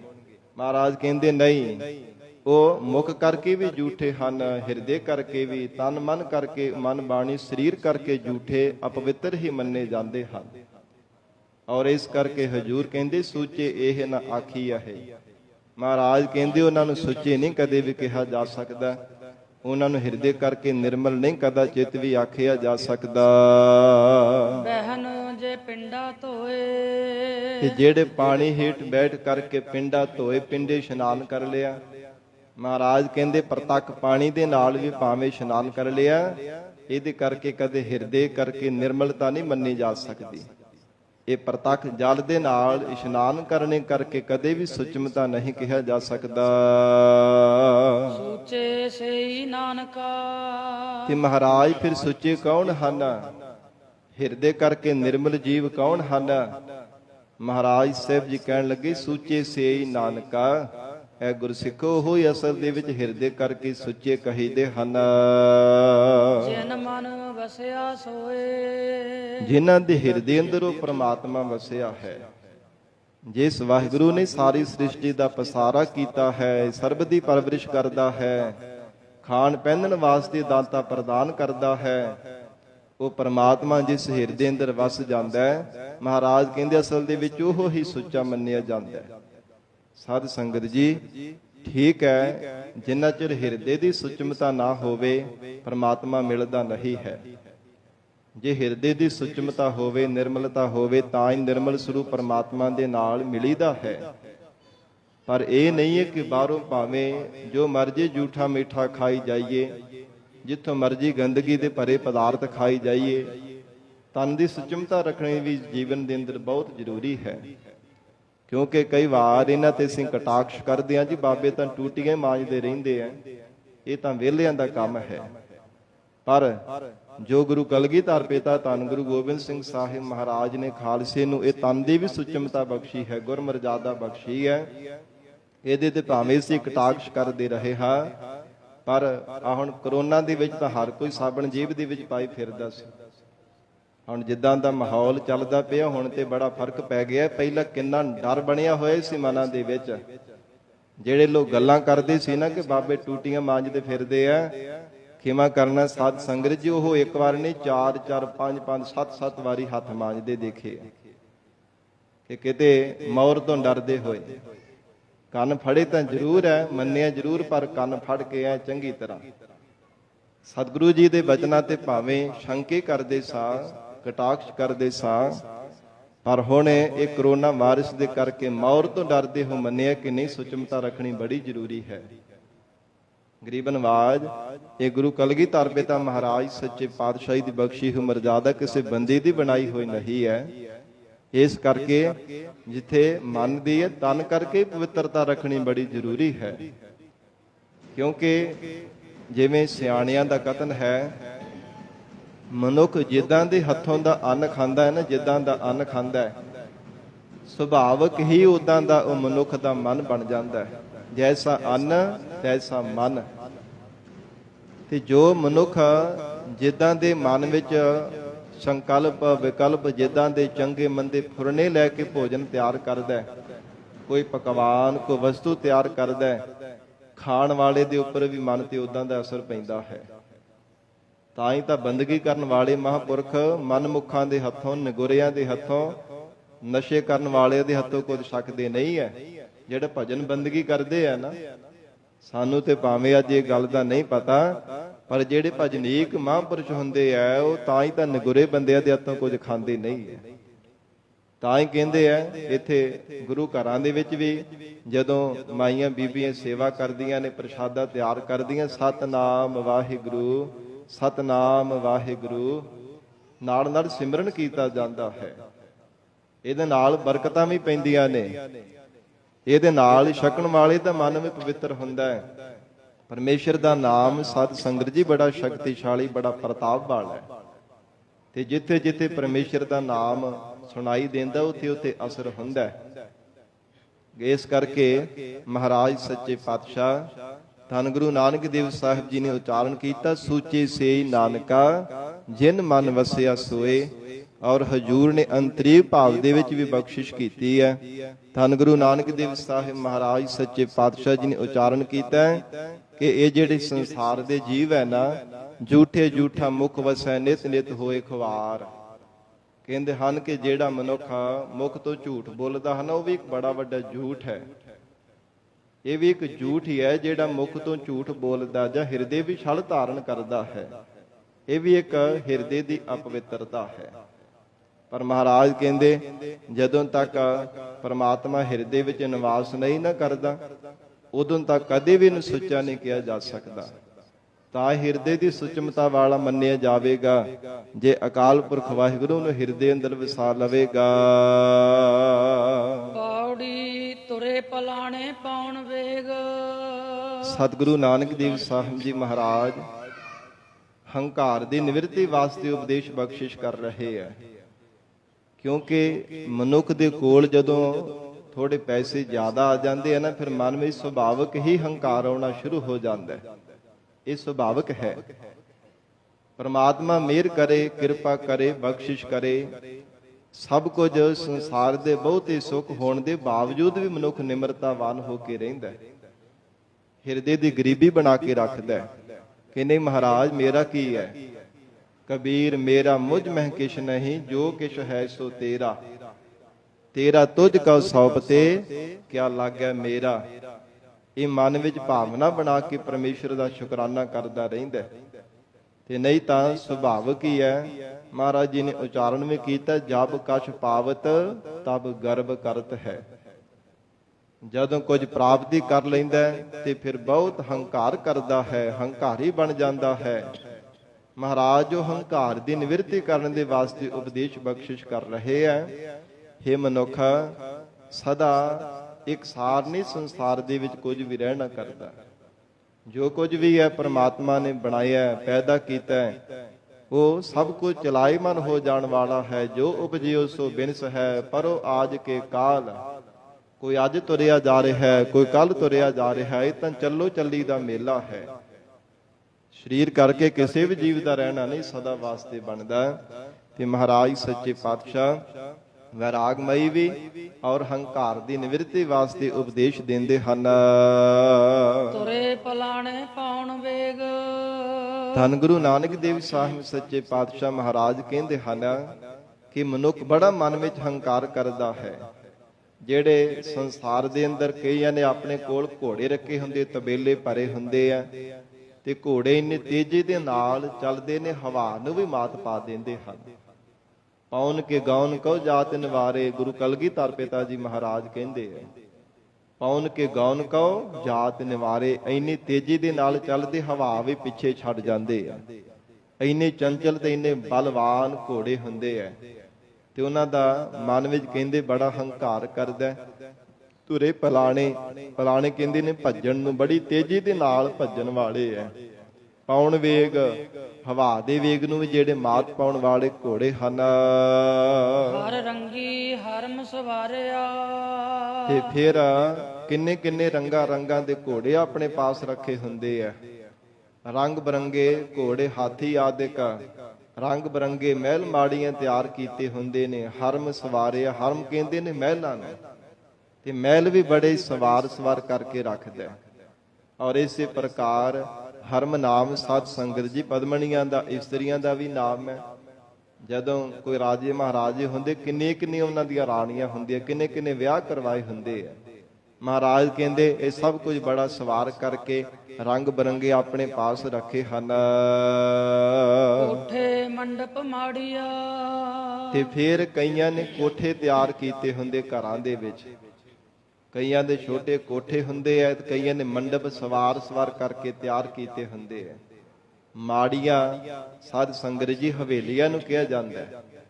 ਤੇ ਕਈਆਂ ਨੇ ਬੜੇ ਵੱਡੀਆਂ ਹਵੇਲੀਆਂ ਤਿਆਰ ਕਰਾ ਕਰਕੇ ਰੱਖੀਆਂ ਹੋਈਆਂ ਕਿ ਅਸੀਂ ਇੰਨੀਆਂ ਹਵੇਲੀਆਂ ਦੇ ਮਾਲਕ ਹਾਂ। ਬੜੇ ਬੜੇ ਮੰਡਪ ਸਵਾਰ ਕਰਕੇ ਰੱਖੇ ਹਨ। ਲਾਏ ਬੈਠੇ ਕਰ ਪਸਾਰਿਆ। ਤੇ ਮਹਾਰਾਜ ਕਹਿੰਦੇ ਬੜਾ ਪਸਾਰ ਕਰਕੇ ਨਾ ਇਹ ਜੀਵ ਆਪਣੇ ਚਿੱਤ ਨੂੰ ਵਿੱਚ ਲਾ ਕਰਕੇ ਬੈਠਾ ਹੋਇਆ। ਚਿੱਤ ਬਿਰਤੀ ਨੂੰ ਇਹਨਾਂ ਮਹਿਲਾਂ ਮਾੜੀਆਂ ਵਿੱਚ ਹੀ ਲਗਾ ਕੇ ਰੱਖਦਾ ਹੈ। ਕਦੇ ਹਵੇਲੀਆਂ ਵਿੱਚ, ਕਦੇ ਉੱਚੇ ਮਹੱਲਾਂ ਦੇ ਵਿੱਚ ਆਪਣੇ ਚਿੱਤ ਨੂੰ ਲਾਈ ਰੱਖਦਾ ਹੈ। ਚੀਜ਼ ਕਰਨ ਮਨ ਭਾਵਦੇ। ਤੇ ਫਿਰ ਹੁਕਮ ਕਰਦਾ ਹੈ, ਕਿੰਨੇ ਕਿੰਨੇ ਨੌਕਰ ਚਾਕਰ ਵੀ ਆਪਣੇ ਪਾਸ ਰੱਖਦਾ ਹੈ। ਚੀਜ਼ ਕਰਨ ਮਨ ਭਾਵਦੇ, ਜੋ ਵੀ ਮਨ ਭਾਉਂਦਾ ਹੈ ਉਸੇ ਤਰ੍ਹਾਂ ਹੀ ਜ਼ਿੰਦਗੀ ਵਿੱਚ ਕਰਦਾ ਹੈ। ਬੜਾ ਹੰਕਾਰ ਦੇ ਨਸ਼ੇ ਵਿੱਚ ਨੌਕਰਾਂ ਚਾਕਰਾਂ ਤੇ ਬੜਾ ਆਪਣਾ ਹੁਕਮ ਚਲਾਉਂਦਾ। ਤੇ ਫਿਰ ਵਿਦੇਸ਼ਾਂ ਦੇ ਵਿੱਚੋਂ, ਜਿਹੜੇ ਆਪਣੇ ਦੇਸ਼ ਦੇ ਵਿੱਚੋਂ ਕੋਈ ਫਲ ਆਦਿਕ ਨਹੀਂ ਮਿਲਦੇ, ਕੋਈ ਅਦਭੁਤ ਵਸਤੂਆਂ ਨਹੀਂ ਮਿਲਦੀਆਂ, ਬੜੀਆਂ ਅਦਭੁਤ ਹਨ, ਨਹੀਂ ਮਿਲਣ ਵਾਲੀਆਂ, ਫਿਰ ਵਿਦੇਸ਼ਾਂ ਦੇ ਵਿੱਚ ਹੁਕਮ ਕਰਕੇ ਮੰਗਾਉਂਦਾ ਹੈ। ਇਹ ਵਸਤੂ ਮੈਨੂੰ ਚਾਹੀਦੀ ਹੈ। ਬੜੇ ਹੁਕਮ ਕਰਦਾ ਹੈ ਨੌਕਰਾਂ ਚਾਕਰਾਂ ਤੇ। ਮਹਾਰਾਜ ਕਹਿੰਦੇ ਹੁਕਮ ਕੀਏ ਮਨ ਭਾਵਦੇ, ਮਨ ਭਾਉਂਦੇ ਆਪਣੇ ਚਾਕਰਾਂ ਤੇ ਹੁਕਮ ਕਰਦਾ ਹੈ। ਹਰ ਬੁੱਝਨ ਨਾਹੀ ਹਾਰਿਆ। ਪਰ ਹਜੂਰ ਕਹਿੰਦੇ ਜਿਹੜੀ ਜ਼ਿੰਦਗੀ ਹੈ ਨਾ, ਪਰਮੇਸ਼ਰ ਦੇ ਸਰੂਪ ਨੂੰ ਬੁੱਝਣ ਤੋਂ ਬਿਨਾਂ ਇਹ ਮਨਮੁਖ ਪਾਮਰ ਜੀਵ ਨੇ, ਪਾਪੀ ਜੀਵ ਨੇ ਹਾਰ ਜਾਣਾ ਕੀਤੀ ਹੈ। ਹਰ ਬੁੱਝਣ ਨਾਹੀ ਹਾਰਿਆ। ਜੇ ਪ੍ਰਮਾਤਮਾ ਦਾ ਸਰੂਪ ਨਹੀਂ ਨਾ ਬੁੱਝਿਆ ਕਿ ਵਾਹਿਗੁਰੂ ਮੇਰੇ ਅੰਦਰ ਹੀ ਹੈ, ਮੇਰੀ ਹਰ ਇੱਕ ਹਰਕਤ ਨੂੰ ਦੇਖਦਾ ਹੈ, ਸੁਣਦਾ ਹੈ, ਭਲਿਆਂ ਦੀ ਬੁਰਿਆਂ ਦੀ ਪੀੜਾ ਨੂੰ ਪਹਿਚਾਨਣ ਵਾਲਾ ਹੈ, ਮੈਂ ਝੂਠ ਨਾ ਬੋਲਾਂ, ਠੱਗੀਆਂ ਨਾ ਮਾਰਾਂ, ਛਲ ਕਪਟ ਕਿਸੇ ਨਾਲ ਨਾ ਕਰਾਂ, ਕਿਸੇ ਨਾਲ ਧੋਖਾ ਨਾ ਕਰਾਂ। ਮਹਾਰਾਜ ਕਹਿੰਦੇ ਜੇ ਪ੍ਰਮਾਤਮਾ ਦੇ ਸਰੂਪ ਨੂੰ ਬੁੱਝਿਆ ਨਹੀਂ ਨਾ ਕਿ ਮੇਰੇ ਅੰਦਰ ਹੀ ਬੈਠਾ ਹੈ, ਉਹ ਜਾਣੋ ਕਿ ਹਾਰ ਗਿਆ ਹੈ, ਜ਼ਿੰਦਗੀ ਤੋਂ ਹਾਰ ਗਿਆ ਹੈ। ਜਿਵੇਂ ਮਹਾਰਾਜ ਜੀ ਨੇ ਉਚਾਰਨ ਕੀਤਾ, ਕਹੈ ਨਾਨਕ ਜਿਨ ਸੱਚ ਤਜਿਆ, ਕੂੜੇ ਲਾਗੇ ਤਿਨੇ ਜਨਮ ਜੂਐ ਹਾਰਿਆ। ਤੇ ਇਹਨਾਂ ਨੇ ਜਵਾਰੀਆਂ ਦੀ ਤਰ੍ਹਾਂ ਮਨੁੱਖਾ ਦੇਹੀ ਦੀ ਬਾਜੀ ਨੂੰ ਹਾਰ ਜਾਣਾ ਕੀਤਾ। ਉਹ ਹਾਰ ਗਏ ਐ। ਜਿਵੇਂ ਜਵਾਰੀ ਜੂਆ ਖੇਡਦੇ ਹੋ ਹਾਰ ਕੇ ਹੱਥ ਝਾੜ ਕੇ ਘਰ ਨੂੰ ਚਲੇ ਜਾਂਦੇ ਐ, ਇਸੇ ਤਰ੍ਹਾਂ ਮਹਾਰਾਜ ਕਹਿੰਦੇ ਜ਼ਿੰਦਗੀ ਵਿੱਚ ਕੁਝ ਵੀ ਖੱਟ ਕੇ ਨਹੀਂ ਜਾਂਦੇ ਜਿਹੜੇ ਪ੍ਰਮਾਤਮਾ ਦਾ ਸਰੂਪ ਨੂੰ ਬੁੱਝਦੇ ਨਹੀਂ ਹਨ। ਔਰ ਅਥਵਾ ਹਰ ਬੁੱਝਨ ਨਾਹੀ ਹਾਰਿਆ। ਦੂਜੇ ਅਰਥ ਦੇ ਵਿੱਚ ਇਹ ਵੀ ਸਾਧ ਸੰਗਤ ਜੀ ਉਪਦੇਸ਼ ਹੈ ਗੁਰਮੁਖਾਂ ਦੇ ਪਰਥਾਏ। ਹਰ ਬੁੱਝਨ ਨਾਹੀ ਹਾਰਿਆ। ਜਿਹੜੇ ਵਾਹਿਗੁਰੂ ਨੂੰ ਬੁੱਝ ਲੈਂਦੇ ਆ ਨਾ, ਉਹ ਫਿਰ ਕਦਾਚਿਤ ਵੀ ਹਾਰਦੇ ਨਹੀਂ ਹੈ। ਜੀਵਨ ਕਾਲ ਦੌਰਾਨ ਵੀ ਕਦੇ ਉਹਨਾਂ ਦੀ ਹਾਰ ਨਹੀਂ ਹੁੰਦੀ। ਸਭ ਥਾਵਾਂ ਤੇ ਜਿੱਤ ਹੁੰਦੀ ਹੈ, ਜੈ ਜੈਕਾਰ ਹੁੰਦੀ ਹੈ। ਹਰ ਮਨ ਤਨ ਵਸਿਆ ਸੋਈ, ਜੈ ਜੈਕਾਰ ਕਰੇ ਸਭ ਕੋਈ। ਹਰ ਕੋਈ ਉਹਨਾਂ ਦੀ ਜੈ ਜੈਕਾਰ ਕਰਦਾ ਹੈ। ਕਿਤੇ ਵੀ ਉਹਨਾਂ ਨੂੰ ਹਾਰ ਦਾ ਮੂੰਹ ਨਹੀਂ ਦੇਖਣਾ ਪੈਂਦਾ। ਪਰ ਮਹਾਰਾਜ ਕਹਿੰਦੇ ਜਿਨ੍ਹਾਂ ਨੇ ਬੁੱਝਿਆ ਹੀ ਨਹੀਂ, ਜਿਨ੍ਹਾਂ ਨੇ ਵਾਹਿਗੁਰੂ ਜੀ ਦੇ ਸਰੂਪ ਨੂੰ ਕਦੇ ਜਾਣਿਆ ਹੀ ਨਹੀਂ, ਉਹਨਾਂ ਨੇ ਮਨੁੱਖਾ ਦੇਹ ਦੀ ਬਾਜੀ ਹਾਰ ਜਾਣਾ ਕੀਤੀ ਹੈ। ਕਰ ਫਰਮਾਇਸ਼ ਖਾਇਆ। ਹਜੂਰ ਕਹਿੰਦੇ ਬੜੇ ਬੜੇ ਹੁਕਮ ਕਰ ਕਰਕੇ ਸੰਸਾਰ ਦੇ ਅੰਦਰ ਫਰਮਾਇਸ਼ਾਂ ਕਰ ਕਰਕੇ ਬੜੀਆਂ ਫਰਮਾਇਸ਼ਾਂ ਕਰਦਾ ਕਿ ਮੇਰੀ ਆਹ ਫਰਮਾਇਸ਼ ਪੂਰੀ ਹੋ ਜਾਵੇ, ਮੇਰੀ ਇਹ ਮਨ ਦੀ ਜਿਹੜੀ ਫਰਮਾਇਸ਼ ਪੂਰੀ ਹੋਣੀ ਚਾਹੀਦੀ ਹੈ। ਤੇ ਤਰ੍ਹਾਂ ਤਰ੍ਹਾਂ ਦੇ ਪਕਵਾਨ ਤਿਆਰ ਕਰ ਕਰਕੇ ਖਾਂਦਾ ਹੈ। ਕਰ ਫਰਮਾਇਸ਼ ਖਾਇਆ ਤੇ ਨਾ ਖਾਣੇ ਯੋਗ ਪਦਾਰਥਾਂ ਨੂੰ ਵੀ ਖਾਈ ਜਾਂਦਾ ਫਰਮਾਇਸ਼ਾਂ ਕਰ ਕਰਕੇ। ਕਦੇ ਤਰੀ ਵਾਲਾ ਮਾਸ ਬਣਾ ਲਿਆ ਤੇ ਕਦੇ ਸੁੱਕਾ ਭੁੰਨ ਲਿਆ ਤੇ ਕਦੇ ਸ਼ਰਾਬ ਆਦਿਕ ਪੀ ਲਈ, ਕਦੇ ਕੋਈ ਨਸ਼ੇ ਦਾ ਸੇਵਨ ਕਰ ਲਿਆ। ਮਹਾਰਾਜ ਕਹਿੰਦੇ ਬੜੀਆਂ ਫਰਮਾਇਸ਼ਾਂ ਕਰ ਕਰਕੇ ਭਾਵੇਂ ਖਾਂਦਾ ਹੈ। ਵੇਖ ਮਹਿਲਤ ਮਰਨ ਵਿਸਾਰਿਆ। ਹੰਕਾਰੀ ਬੰਦੇ ਦਾ ਇਥੋਂ ਤੱਕ ਜ਼ਿੰਦਗੀ ਪਹੁੰਚ ਜਾਂਦੀ, ਸੁਭਾਅ ਬਣ ਜਾਂਦਾ ਕਿ ਮਰਨਾ ਵੀ ਉਹਨੂੰ ਭੁੱਲ ਜਾਂਦਾ ਹੈ। ਵੇਖ ਮਹਿਲਤ ਮਰਨ ਵਿਸਾਰਿਆ। ਮਰਨਾ ਵੀ ਕਹਿੰਦੇ ਵਿਸਾਰ ਦਿੱਤਾ ਹੈ ਕਿ ਮੇਰੀ ਮੌਤ ਵੀ ਆਉਣੀ ਹੈ। ਜਿਵੇਂ ਮੇਰੇ ਵੱਡੇ ਵਡੇਰੇ ਸੰਸਾਰ ਤੋਂ ਚਲੇ ਗਏ, ਮੈਂ ਕਿਹੜੇ ਬਾਗ ਦੀ ਮੂਲੀ ਆ, ਮੈਂ ਭਲਾ ਕਿਵੇਂ ਸੰਸਾਰ ਦੇ ਵਿੱਚ ਰਹਿ ਸਕਦਾ। ਪਰ ਮਹਾਰਾਜ ਕਹਿੰਦੇ ਮੱਤ ਤੇ ਪੜਦਾ ਪੈ ਜਾਂਦਾ ਹਉਮੈ ਦਾ। ਹੰਕਾਰ ਦੇ ਨਸ਼ੇ ਵਿੱਚ ਉੱਚੀਆਂ ਉੱਚੀਆਂ ਉਡਾਰੀਆਂ ਮਾਰਦਾ ਰਹਿੰਦਾ, ਮਰਨਾ ਭੁੱਲ ਹੀ ਜਾਂਦਾ। ਇਸ ਕਰਕੇ ਗੁਰੂ ਨਾਨਕ ਦੇਵ ਸਾਹਿਬ ਮਹਾਰਾਜ ਹਜੂਰ ਕਹਿਣ ਲੱਗੇ ਵੇਖ ਮਹਿਲਤ ਮਰਨ ਵਿਸਾਰਿਆ। हे ਜੀਵ ਤੂੰ ਮਰਨਾ ਵੀ ਭੁਲਾ ਦਿੱਤਾ, ਕੇਵਲ ਖਾਣਾ ਪੀਣਾ ਹੱਸਣਾ ਤੇ ਸੌਣਾ ਹੀ ਚੇਤੇ ਰਹਿੰਦਾ ਕਿ ਮੈਂ ਪਦਾਰਥ ਛਕਣੇ ਐ, ਖਾਣਾ ਗੱਲਾਂ ਬਾਤਾਂ ਕਰਨੀਆਂ, ਹੱਸਣਾ ਖੇਡਣਾ। ਮਹਾਰਾਜ ਕਹਿੰਦੇ ਇਹੋ ਕੁਝ ਤੇਰੇ ਚੇਤੇ ਵਿੱਚ ਹੈ। ਖਾਣਾ ਪੀਣਾ ਹੱਸਣਾ ਸੌਣਾ ਵਿਸਰ ਗਿਆ ਹੈ ਮਰਨਾ। ਖਸਮ ਵਿਸਾਰ ਖੁਵਾਰੀ ਕੀਨੀ, ਤ੍ਰਿਗ ਜੀਵਨ ਨਹੀਂ ਰਹਿਣਾ। ਮਹਾਰਾਜ ਕਹਿੰਦੇ ਉਹਦੇ ਜੀਵਨ ਨੂੰ ਤ੍ਰਿਗਾਕਾਰ ਹੈ, ਫਿਟਕਾਰਾਂ ਨੇ, ਲਾਹਣਤਾਂ ਨੇ, ਜਿਹੜਾ ਪ੍ਰਮਾਤਮਾ ਨੂੰ ਵਿਸਾਰ ਕੇ ਕੇਵਲ ਖਾਣ ਪਹਿਨਣ ਦੇ ਵਿੱਚ ਹੀ ਆਪਣੀ ਜ਼ਿੰਦਗੀ ਸਮਝੀ ਬੈਠਾ ਹੈ। ਖਾ ਲਿਆ ਭੋਗ ਲਿਆ ਪਦਾਰਥਾਂ ਨੂੰ, ਵਿਸ਼ੇ ਸੁੱਖਾਂ ਨੂੰ ਭੋਗ ਲਿਆ, ਬਸ ਇਹੋ ਜ਼ਿੰਦਗੀ ਸਮਝੀ ਬੈਠਾ ਹੈ। ਮਹਾਰਾਜ ਕਹਿੰਦੇ ਤੇਰੇ ਜੀਵਨ ਨੂੰ ਫਿਟਕਾਰਾਂ ਨੇ, ਇਹ ਸਦਾ ਰਹਿਣ ਵਾਲਾ ਥੋੜਾ, ਜਿਨ੍ਹਾਂ ਦੇ ਵਿੱਚ ਮਨ ਪਰਚਾ ਕੇ ਤੂੰ ਮਰਨਾ ਵੀ ਭੁਲਾ ਦਿੱਤਾ। ਤੇ ਸਿਆਣਿਆਂ ਦੇ ਬੋਲ ਹਨ ਸਾਧ ਸੰਗਤ ਜੀ, ਜਿਸ ਬੰਦੇ ਨੂੰ ਮੌਤ ਦਾ ਭੈ ਹੋਵੇ ਨਾ, ਉਹ ਕਦੇ ਪ੍ਰਮਾਤਮਾ ਨੂੰ ਵਿਸਾਰਦਾ ਨਹੀਂ ਹੈ। ਅਸਲ ਦੇ ਵਿੱਚ ਮੂੰਹ ਮੁਖ ਤੋਂ ਆਪਾਂ ਬੋਲਦੇ ਤਾਂ ਹਾਂ ਕਿ ਮਰਨਾ ਤੇ ਸਾਰਿਆਂ ਨਹੀਂ ਹੈ, ਪਰ ਅਸਲ ਜਦੋਂ ਮਨ ਦੇ ਵਿੱਚ ਡਰ ਹੁੰਦਾ ਹੈ ਨਾ, ਚੰਗੀ ਤਰ੍ਹਾਂ ਜਦੋਂ ਨਿਸ਼ਚਾ ਹੋ ਜਾਂਦਾ ਫਿਰ ਉਹ ਬੰਦਾ ਕਦੇ ਵੀ ਪ੍ਰਮਾਤਮਾ ਨੂੰ ਵਿਸਾਰਦਾ ਨਹੀਂ ਹੈ। ਫਿਰ ਹਰ ਸਮੇਂ ਮੁਖ ਤੋਂ ਵਾਹਿਗੁਰੂ ਵਾਹਿਗੁਰੂ ਸਤਨਾਮ ਵਾਹਿਗੁਰੂ ਜਪਦਾ ਰਹਿੰਦਾ ਕਿ ਪਤਾ ਨਹੀਂ ਕਿਹੜੇ ਵੇਲੇ ਸਮਾਂ ਆ ਜਾਣਾ ਹੈ। ਪਤਾ ਨਹੀਂ ਨਹਿ ਬਾਰਕ ਨਹਿ ਜੋਬਨੈ ਨਹਿ ਬਿਰਦੀ ਕਛ ਬੰਦ, ਉਹ ਬੇਰਾ ਨਹਿ ਬੁਝੀਐ ਜੋ ਆਏ ਪਰੈ ਜਮ ਫੰਦ। ਪਤਾ ਨਹੀਂ ਬਾਲਕ ਅਵਸਥਾ ਦੇ ਵਿੱਚ ਆ ਜਾਣਾ, ਜੋਬਨ ਅਵਸਥਾ ਦੇ ਵਿੱਚ, ਢਲਦੀ ਜਵਾਨੀ ਦੇ ਵਿੱਚ ਜਮਾਂ ਨੇ ਆ ਕੇ ਗਲ ਵਿੱਚ ਫਾਹਾ ਪਾ ਦੇਣਾ, ਜਾਂ ਬੁਢੇਪੇ ਵਿੱਚ ਗਲ ਵਿੱਚ ਫਾਹਾ ਪਾ ਕੇ ਧੂ ਕੇ ਮੈਨੂੰ ਲੈ ਜਾਣਗੇ, ਸਜ਼ਾਵਾਂ ਦੇਣਗੇ। ਇਹ ਮਹਾਰਾਜ ਜੀ ਦਾ ਉਪਦੇਸ਼ ਸੁਣ ਕੇ ਜਦੋਂ ਮਨ ਵਿੱਚ ਭੈ ਪੈਦਾ ਹੁੰਦਾ ਹੈ, ਮਨ ਡਰਦਾ ਹੈ, ਫਿਰ ਸਾਧ ਸੰਗਤ ਜੀ ਮੁਖ ਤੋਂ ਗੁਰੂ ਗੁਰੂ ਕਰਕੇ ਰੱਬ ਨੂੰ ਚੇਤੇ ਕਰਦਾ। ਨਹੀਂ ਤਾਂ ਮਨ ਦਾ ਸੁਭਾਅ ਹੀ ਇਦਾਂ ਦਾ ਹੈ ਕਿ ਨਾ ਹੀ ਜਾ ਰੱਬਾ ਝੂਠ ਹੀ ਹੋ ਜਾਵੇ, ਨਾ ਹੀ ਨਾਮ ਜਪਣਾ ਪਵੇ, ਨਾ ਹੀ ਅੰਮ੍ਰਿਤ ਵੇਲੇ ਉੱਠਣਾ ਪਵੇ, ਨਾ ਹੀ ਨਿਤਨੇਮ ਕਰਨਾ ਪਵੇ। ਬਾਰ-ਬਾਰ ਇਹ ਮਨ ਟਾਲ ਮਟੋਲ ਕਰਦਾ ਰਹਿੰਦਾ ਹੈ। ਮਨ ਦਾ ਸੁਭਾਅ ਹੀ ਇਦਾਂ ਦਾ ਹੈ। ਪਰ ਗਰੀਬ ਨਵਾਜ ਹਜੂਰ ਕਹਿੰਦੇ ਹਉਮੈ ਦਾ ਮਰ ਤੇ ਪੜਦਾ ਪੈਣੀ ਕਰਕੇ ਜੀਵ ਨੂੰ ਮਰਨਾ ਵੀ ਭੁੱਲ ਚੁੱਕਾ ਹੈ। ਵੇਖ ਮਹਿਲਤ ਮਰਨ ਵਿਸਾਰਿਆ, ਮਰਨਾ ਵੀ ਭੁਲਾ ਦਿੱਤਾ ਹੈ ਕਿ ਮੇਰੀ ਮੌਤ ਦਾ ਸਮਾਂ ਵੀ ਆਉਣ ਹੀ ਵਾਲਾ ਹੈ। ਜਰ ਆਈ ਜੋਬਨ ਹਾਰਿਆ, ਤੇ ਫਿਰ ਕਿੰਨਾ ਕਿੰਨਾ ਯਤਨ ਕਰਦਾ ਹੈ। ਮਹਾਰਾਜ ਸੱਚੇ ਪਾਤਸ਼ਾਹ ਕਹਿੰਦੇ ਆਪਣੇ ਆਪ ਨੂੰ ਜਵਾਨ ਦਿਖਾਉਣ ਦੇ ਵਾਸਤੇ ਕਲਪਾਦਿਕ ਲਾਉਂਦਾ ਹੈ। ਕਿੰਨੇ ਕਿੰਨੇ ਕੈਮੀਕਲ ਲਾ ਕੇ ਤੇ ਦਾੜਾ ਵੀ ਆਪਣਾ ਕਾਲਾ ਕਰਦਾ। ਪਰ ਜਦੋਂ ਮੁਖ ਤੇ ਝਿਰੜੀਆਂ ਪੈ ਜਾਂਦੀਆਂ, ਸੁੱਕੀ ਮੂਲੀ ਵਰਗਾ ਮੂੰਹ ਹੋ ਜਾਂਦਾ, ਫਿਰ ਤੇ ਪਤਾ ਚੱਲਦਾ ਹੀ ਹੈ ਨਾ। ਫਿਰ ਤੇ ਲੋਕਾਂ ਨੂੰ ਪਤਾ ਲੱਗ ਹੀ ਜਾਂਦਾ ਇਹ ਤਾਂ ਹੁਣ ਬੁੱਢਾ ਹੋ ਗਿਆ, ਉਮਰ ਬੜੀ ਵੱਡੀ ਇਹਦੀ ਹੋ ਗਈ ਹੈ, ਐਵੇਂ ਸਾਡੇ ਅੱਖੀਂ ਘੱਟਾਂ ਹੀ ਪਾਉਂਦਾ ਰਿਹਾ। ਮਹਾਰਾਜ ਕਹਿੰਦੇ ਪਰਮੇਸ਼ਰ ਦੀ ਇਹ ਪ੍ਰਕਿਰਤੀ ਦੀ ਬਣਾਈ ਹੋਈ ਮਰਜ਼ਾਦਾ ਹੈ। ਸਦਾ ਇਕਸਾਰ ਰਹਿਣ ਵਾਲਾ ਕੁਝ ਵੀ ਨਹੀਂ ਹੈ, ਕੇਵਲ ਇੱਕ ਪ੍ਰਮਾਤਮਾ ਹੈ।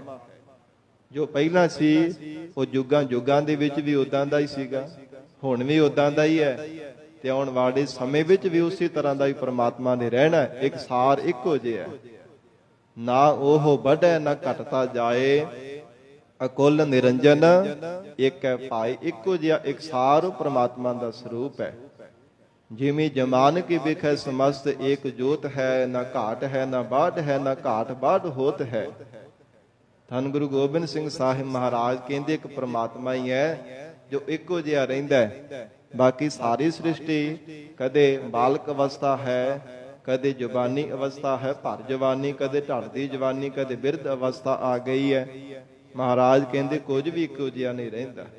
ਇਸ ਕਰਕੇ ਜਰ ਆਈ ਜੋਬਨ ਹਾਰਿਆ। ਜਦੋਂ ਜਰ ਬੁਢੇਪਾ ਆ ਗਿਆ ਤੇ ਜੋਬਨ ਨੇ ਫਿਰ ਹਾਰ ਮੰਨ ਲਈ ਹੈ। ਪਹਿਲਾਂ ਕਿੱਥੇ ਮੰਨਦਾ ਸੀਗਾ ਕਿ ਨਾ ਨਾ ਮੇਰੇ ਵਰਗਾ ਕੌਣ ਆ, ਮੇਰੇ ਵਰਗੀ ਜਵਾਨੀ ਕਿਹਦੇ ਤੇ ਹੈ। ਬੜਾ ਮਨ ਦੇ ਵਿੱਚ ਮਾਣ ਕਰਦਾ, ਹੰਕਾਰ ਕਰਦਾ ਸੀਗਾ ਜਵਾਨੀ ਦਾ।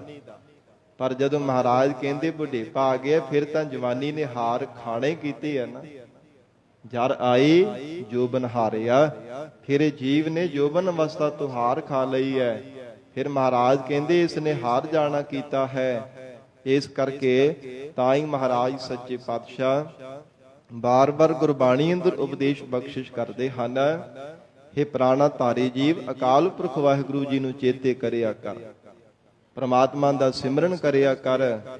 ਪਰ ਖਿਮਾ ਕਰਨਾ ਸਾਧ ਸੰਗਤ ਜੀ, ਸਾਡਾ ਸੁਭਾਅ ਬਣ ਚੁੱਕਾ ਹੈ, ਜਾਂ ਸਾਡੇ ਪੂਰਬ ਨੇ ਮਾੜੇ ਸੰਸਕਾਰ ਕਹਿ ਲਈਏ, ਜਿਨ੍ਹਾਂ ਕਰਕੇ ਨਾਮ ਜਪਣ ਨੂੰ ਚੇਤੇ ਨਹੀਂ ਕਰਦਾ। ਮਨ ਵਿੱਚ ਇਹੋ ਵਲਵਲਾ ਜਿਹਾ ਬਣਿਆ ਰਹਿੰਦਾ ਕਿ ਨਹੀਂ ਜੇ ਬੜੀ ਲੰਬੀ ਸਾਡੀ ਜ਼ਿੰਦਗੀ ਹੈ, ਬੜੀ ਲੰਮੀ ਉਮਰ ਹੈ, ਬੁੱਢੇ ਹੋ ਕੇ ਮਾਲਾ ਹੀ ਫੇਰਨੀ ਹੈ ਬਿਸਤਰੇ 'ਚ ਬਹਿ ਕੇ। ਇਹੋ ਮਨ ਦਾ ਵਲਵਲਾ ਬਣਿਆ ਰਹਿੰਦਾ ਹੈ ਨਾ ਕਿ ਕੋਈ ਗੱਲ ਨਹੀਂ, ਬੜੀ ਲੰਬੀ ਇਹਦੀ ਜ਼ਿੰਦਗੀ ਹੈ, ਬੁੱਢੇ ਹੋ ਕੇ ਮਾਲਾ ਹੀ ਫੇਰਨੀ ਹੈ। ਪਰ ਸਤਿਗੁਰੂ ਜੀ ਨੂੰ ਬੇਨਤੀ ਕਰਕੇ ਪੁੱਛੀਏ, ਮਹਾਰਾਜ ਸਾਡੀ ਕਿੰਨੀ ਕੁ ਲੰਬੀ ਉਮਰ ਹੈ, ਮਹਾਰਾਜ ਕਿੰਨੀ ਕੁ ਵੱਡੀ ਸਾਡੀ ਜ਼ਿੰਦਗੀ ਹੈ। ਹਜੂਰ ਗੁਰਬਾਣੀ ਵਿੱਚ ਕਹਿੰਦੇ ਹਨ, ਹਮ ਆਦਮੀ ਹਾਂ ਇੱਕ ਦਮੀ। ਐ ਮਨੁੱਖ ਇੰਨੀ ਕੁ ਜ਼ਿੰਦਗੀ ਹੈ ਜਿਹੜਾ ਤੇਰੇ ਅੰਦਰ ਇੱਕ ਸਵਾਸ ਆਇਆ। ਹਮ ਆਦਮੀ ਹਾਂ ਇੱਕ ਦਮੀ, ਮੋਹਲਤ ਮੋਹਤ ਨਾ ਜਾਣਾ, ਨਾਨਕ ਬਿਨ ਮੈਂ ਤਿਸੈ ਸਰੇਵਹੁ ਜਾ ਕੇ ਜੀ ਪ੍ਰਾਣਾ। ਮਹਾਰਾਜ ਕਹਿੰਦੇ ਉਹਨਾਂ ਤੇਰੀ ਜ਼ਿੰਦਗੀ ਜਿੰਨਾ ਚਿਰ ਸਵਾਸ ਚੱਲਦੇ ਆ, ਤੇ ਸਵਾਸ ਕੋ ਪਤਾ ਥੋੜਾ ਕਿੰਨੇ ਕੋ ਲਿਖੇ ਆ। ਹਰ ਜਪਦਿਆਂ ਖਿਨ ਢਿੱਲ ਨਾ ਕੀਜੈ ਮੇਰੀ ਜਿੰਦੜੀਏ, ਮਤ ਕੇ ਜਾਪੈ, ਸਾਹੁ ਆਵੈ ਕੇ ਨਾ ਆਵੈ ਰਾਮ।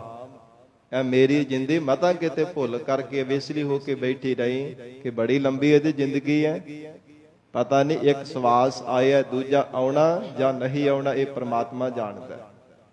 ਧੰਨ ਗੁਰੂ ਗੋਬਿੰਦ ਸਿੰਘ ਸਾਹਿਬ ਸੱਚੇ ਪਾਤਸ਼ਾਹ ਮਹਾਰਾਜ ਜੀ ਨੇ ਉਪਦੇਸ਼ ਬਖਸ਼ਿਆ, ਕਹਿੰਦੇ ਹਨ ਸਾਸ ਸਾਸ ਹਰ ਨਾਮ ਜਪ, ਬਿਰਥਾ ਸਾਸ ਮਤ ਖੋਏ, ਕਿਆ ਜਾਣੋ ਕਿ ਅੰਤ ਕੋ ਇਹੀ ਸਵਾਸ ਮਤ ਹੋਏ। ਹਰ ਇੱਕ ਸਵਾਸ ਦੇ ਨਾਲ ਪਰਮਾਤਮਾ ਨੂੰ ਚੇਤੇ ਕਰਿਆ ਕਰ, ਵਾਹਿਗੁਰੂ ਜੀ ਦਾ ਸਿਮਰਨ ਕਰਿਆ ਕਰ, ਪਤਾ ਨਹੀਂ ਦੁਬਾਰਾ ਸਵਾਸ ਆਉਣਾ ਕਿ ਨਹੀਂ ਆਉਣਾ। ਇਹ ਮਤਾ ਮਨ ਵਿੱਚ ਭੁਲੇਖਾ ਬਣਾ ਕੇ ਰੱਖ ਕੇ ਮੇਰੀ ਜ਼ਿੰਦਗੀ ਬਹੁਤ ਲੰਬੀ ਹੈ, ਕੋਈ ਕਿਸੇ ਦਾ ਪਤਾ ਨਹੀਂ ਹੈ ਕਿਹੜੇ ਵੇਲੇ ਪਰਮਾਤਮਾ ਦਾ ਸੱਦਾ ਆ ਜਾਣਾ, ਕਿਉਂਕਿ ਕੱਲੇ ਆਵੇ ਨਾਨਕਾ ਸੱਦੇ ਉੱਠੀ ਜਾਹੇ। ਜੇ ਪਰਮਾਤਮਾ ਦਾ ਭੇਜਿਆ ਹੋਇਆ ਸੰਸਾਰ ਦੇ ਹੁਕਮ ਕਰਕੇ ਆਉਂਦਾ ਹੈ ਤੇ ਪਰਮਾਤਮਾ ਦੇ ਹੁਕਮ ਕਰਕੇ ਜਾਣਾ ਵੀ ਤਾਂ ਪਵੇਗਾ ਹੀ ਨਾ। ਕੋਈ ਸਦਾ ਵਾਸਤੇ ਤਾਂ ਨਹੀਂ ਨਾ ਸਰੀਰ ਕਰਕੇ ਬੈਠਾ ਰਹਿ ਸਕਦਾ। ਐਸੋ ਇਹੋ ਸੰਸਾਰ ਪੇਖਣਾ, ਰਹਿਨ ਨਾ ਕੋ ਪਈ ਹੈ ਰੇ। ਸਰੀਰ ਕਰਕੇ ਕਿਸੇ ਵੀ ਜੀਵ ਦਾ ਰਹਿਣਾ ਨਹੀਂ ਬਣਦਾ ਹੈ, ਕਿਉਂਕਿ ਅੰਮ੍ਰਿਤ ਮੰਡਲ ਜਗ ਸਾਜਿਆ, ਜਿਉ ਬਾਲੂ ਘਰ ਬਾਰ, ਬਿਨਸਤ ਬਾਰ ਨਾ ਲਾਗਈ ਜਿਉ ਕਾਗਦ ਬੂੰਦਾਰ। ਸੁਨ ਮੇਰੀ ਮਨਸਾ ਮਨੈ ਮਾਹੇ, ਸਤ ਦੇਖ ਵਿਚਾਰ, ਸਿਧ ਸਾਧਕ ਗਿਰਹੀ ਜੋਗੀ, ਤਜ ਗਏ ਘਰ ਬਾਰ। ਮਹਾਰਾਜ ਕਹਿੰਦੇ ਪਰਮਾਤਮਾ ਨੇ ਇਦਾਂ ਦਾ ਸੰਸਾਰ ਬਣਾਇਆ, ਜਿਵੇਂ ਕਾਗਦ ਪਾਣੀ ਵਿੱਚ ਪਾ ਦਈਏ ਤੇ ਕਿੰਨਾ ਕੁ ਸਮਾਂ ਲੱਗਦਾ ਗਲਦਿਆਂ ਹੋਇਆ। ਇੱਕ ਕਾਗਜ਼ ਦਾ ਟੁਕੜਾ ਲੈ ਕੇ ਉਹਨੂੰ ਪਾਣੀ ਵਿੱਚ ਪਾ ਦਿਓ ਤੇ ਕਿੰਨਾ ਕੁ ਸਮਾਂ ਲੱਗੇਗਾ, ਉਸੇ ਸਮੇਂ ਗਲ ਜਾਂਦਾ ਹੈ। ਜਿਉਂ ਕਾਗਦ ਬੂੰਦਾਰ। ਮਹਾਰਾਜ ਕਹਿੰਦੇ ਸੰਸਾਰ ਵੀ ਇਸੇ ਤਰ੍ਹਾਂ ਦਾ ਹੈ। ਇਹ ਮੌਤ ਦਾ ਮੰਡਲ ਪ੍ਰਮਾਤਮਾ ਨੇ ਸਿਰਜਿਆ ਹੈ। ਜਿਉਂ ਬਾਲੂ ਘਰ ਬਾਰ, ਬੱਚਾ ਜਿਵੇਂ ਬੱਚੇ ਰੇਤੇ ਦਾ ਘਰ ਬਣਾਉਂਦੇ ਨਾ, ਖੇਡਦੇ ਹੋਏ ਰੇਤ ਦਾ ਢੇਰ ਲੱਗਾ ਹੋਵੇ ਤੇ ਸਾਧ ਸੰਗਤ ਜੀ ਬੱਚੇ ਖੇਡਦਿਆਂ ਵਿੱਚ ਹੱਥ ਪਾ ਕੇ ਉਹ ਵਿੱਚ ਕੋਈ ਮਗੋਰਾ ਜਿਹਾ ਬਣਾ ਕੇ ਤੇ ਉਹਦਾ ਘਰ ਬਣਾਉਂਦੇ ਆ। ਤੇ ਰੇਤੇ ਦਾ ਘਰ ਕਿੰਨਾ ਕੁ ਸਮਾਂ ਟਿਕਿਆ ਰਹਿ ਸਕਦਾ ਹੈ? ਜ਼ਿਆਦਾ ਸਮਾਂ ਨਹੀਂ ਟਿਕਦਾ। ਮਹਾਰਾਜ ਕਹਿੰਦੇ ਇਸੇ ਤਰ੍ਹਾਂ ਸੰਸਾਰ ਵਿੱਚ ਚਲਾਈਮਾਨ ਹੈ, ਸਦਾ ਰਹਿਣ ਵਾਲਾ ਨਹੀਂ ਹੈ। ਹੇ ਜੀਵ ਤੂੰ ਰੱਬ ਨੂੰ ਚੇਤੇ ਕਰਿਆ ਕਰ, ਪਰਮਾਤਮਾ ਦਾ ਸਿਮਰਨ ਕਰਿਆ ਕਰ, ਵਾਹਿਗੁਰੂ ਜੀ ਦਾ ਸਦਾ ਹੀ ਸ਼ੁਕਰਾਨਾ ਕਰਿਆ ਕਰ, ਪਰਮਾਤਮਾ ਦੀਆਂ ਦਿੱਤੀਆਂ ਹੋਈਆਂ ਦਾਤਾਂ ਦਾ ਧੰਨਵਾਦ ਕਰਦਾ ਰਿਹਾ ਕਰ। ਐਵੇਂ ਅਕਿਰਤ ਕਣ ਬਣ ਕੇ ਰੱਬ ਨੂੰ ਵਿਸਾਰੀ ਬੈਠਾ ਹੈ, ਪਰਮਾਤਮਾ ਨੂੰ ਚੇਤੇ ਕਰਦਾ ਰਿਹਾ ਕਰ। ਕਿਉਂਕਿ ਚੇਤਨਾ ਹੈ ਤੋ ਚੇਤ ਲੈ, ਨਿਸ ਦਿਨ ਮੈਂ ਪ੍ਰਾਨੀ, ਛਿਨ ਛਿਨ ਔਦ ਬਿਹਾਤ ਹੈ, ਫੂਟੇ ਘਾਟ ਜਿਉ ਪਾਨੀ। ਫੁੱਟੇ ਹੋ ਘੜੇ ਦੀ ਤਰ੍ਹਾਂ ਤੇਰੇ ਅੰਦਰੋਂ ਸਵਾਸਾਂ ਰੂਪੀ ਜਲ ਨਿਕਲੀ ਜਾ ਰਿਹਾ ਹੈ। 24,000 ਸਵਾਸ 24 ਘੰਟਿਆਂ ਦੇ ਵਿੱਚੋਂ ਤੇਰੇ ਜਾ ਰਹੇ ਹੈ। 24,000 ਸਵਾਸ। ਜੇ ਪ੍ਰਮਾਤਮਾ ਦਾ ਸਿਮਰਨ ਕਰੇ ਤਾਂ ਸਫਲ ਹੋ ਸਕਦੇ ਹੈ, ਜੇ ਨਹੀਂ ਸਿਮਰਨ ਕਰਦਾ ਤਾਂ ਅਜਾਈ ਜਾ ਰਹੇ ਹੈ। ਮਹਾਰਾਜ ਕਹਿੰਦੇ ਕਿਸੇ ਵੀ ਲੇਖੇ ਵਿੱਚ ਪੈਣ ਵਾਲੇ ਨਹੀਂ ਹੈ, ਪ੍ਰਮਾਤਮਾ ਨੂੰ ਚੇਤੇ ਕਰਿਆ ਕਰ। ਗਰੀਬ ਨਵਾਜ ਸਤਿਗੁਰੂ ਜੀ ਕਹਿੰਦੇ ਪਰ ਹਉਮੈ ਦਾ ਪਰਦਾ ਪੈਣੇ ਕਰਕੇ ਇਹ ਜੀਵ ਨੂੰ ਮਰਨਾ ਵੀ ਭੁੱਲ ਚੁੱਕਾ ਹੈ। ਪਰ ਮਹਾਰਾਜ ਕਹਿੰਦੇ ਪ੍ਰਕਿਰਤੀ ਦੀ ਮਰਜ਼ਾਦਾ ਹੈ ਕਿ ਜਿਸ ਜਵਾਨੀ ਦਾ ਮਾਣ ਕਰਦਾ ਹੈ, ਜਦੋਂ ਬੁਢੇਪਾ ਆ ਜਾਂਦਾ ਫਿਰ ਜਵਾਨੀ ਦੀ ਅਵਸਥਾ ਵੀ ਹਾਰ ਜਾਂਦਾ ਹੈ।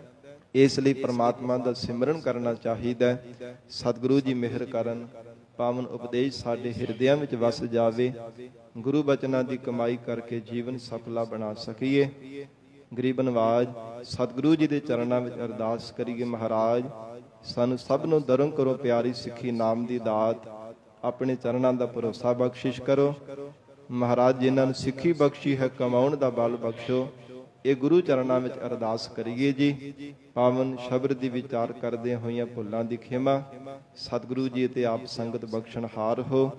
ਅਗਾਹ ਵਾਸਤੇ ਸਮਤ ਬਖਸ਼ਣੀ ਜੀ। ਦੇਹੋ ਸੱਜਣ ਅਸੀਸੜੀਆ, ਜਿਉ ਹੋਵੈ ਸਾਹਿਬ ਸਿਓ ਮੇਲ। ਚੀਜ਼ ਕਰਨ ਮਨ ਭਾਵ ਦੇ, ਹਰ ਬੁੱਝਨ ਨਾਹੀ ਹਾਰਿਆ। ਕਰ ਫਰਮਾਇ ਸਿਖਾਇਆ, ਵੇਖ ਮਹਿਲਤ ਤਰਨ ਵਿਸਾਰਿਆ।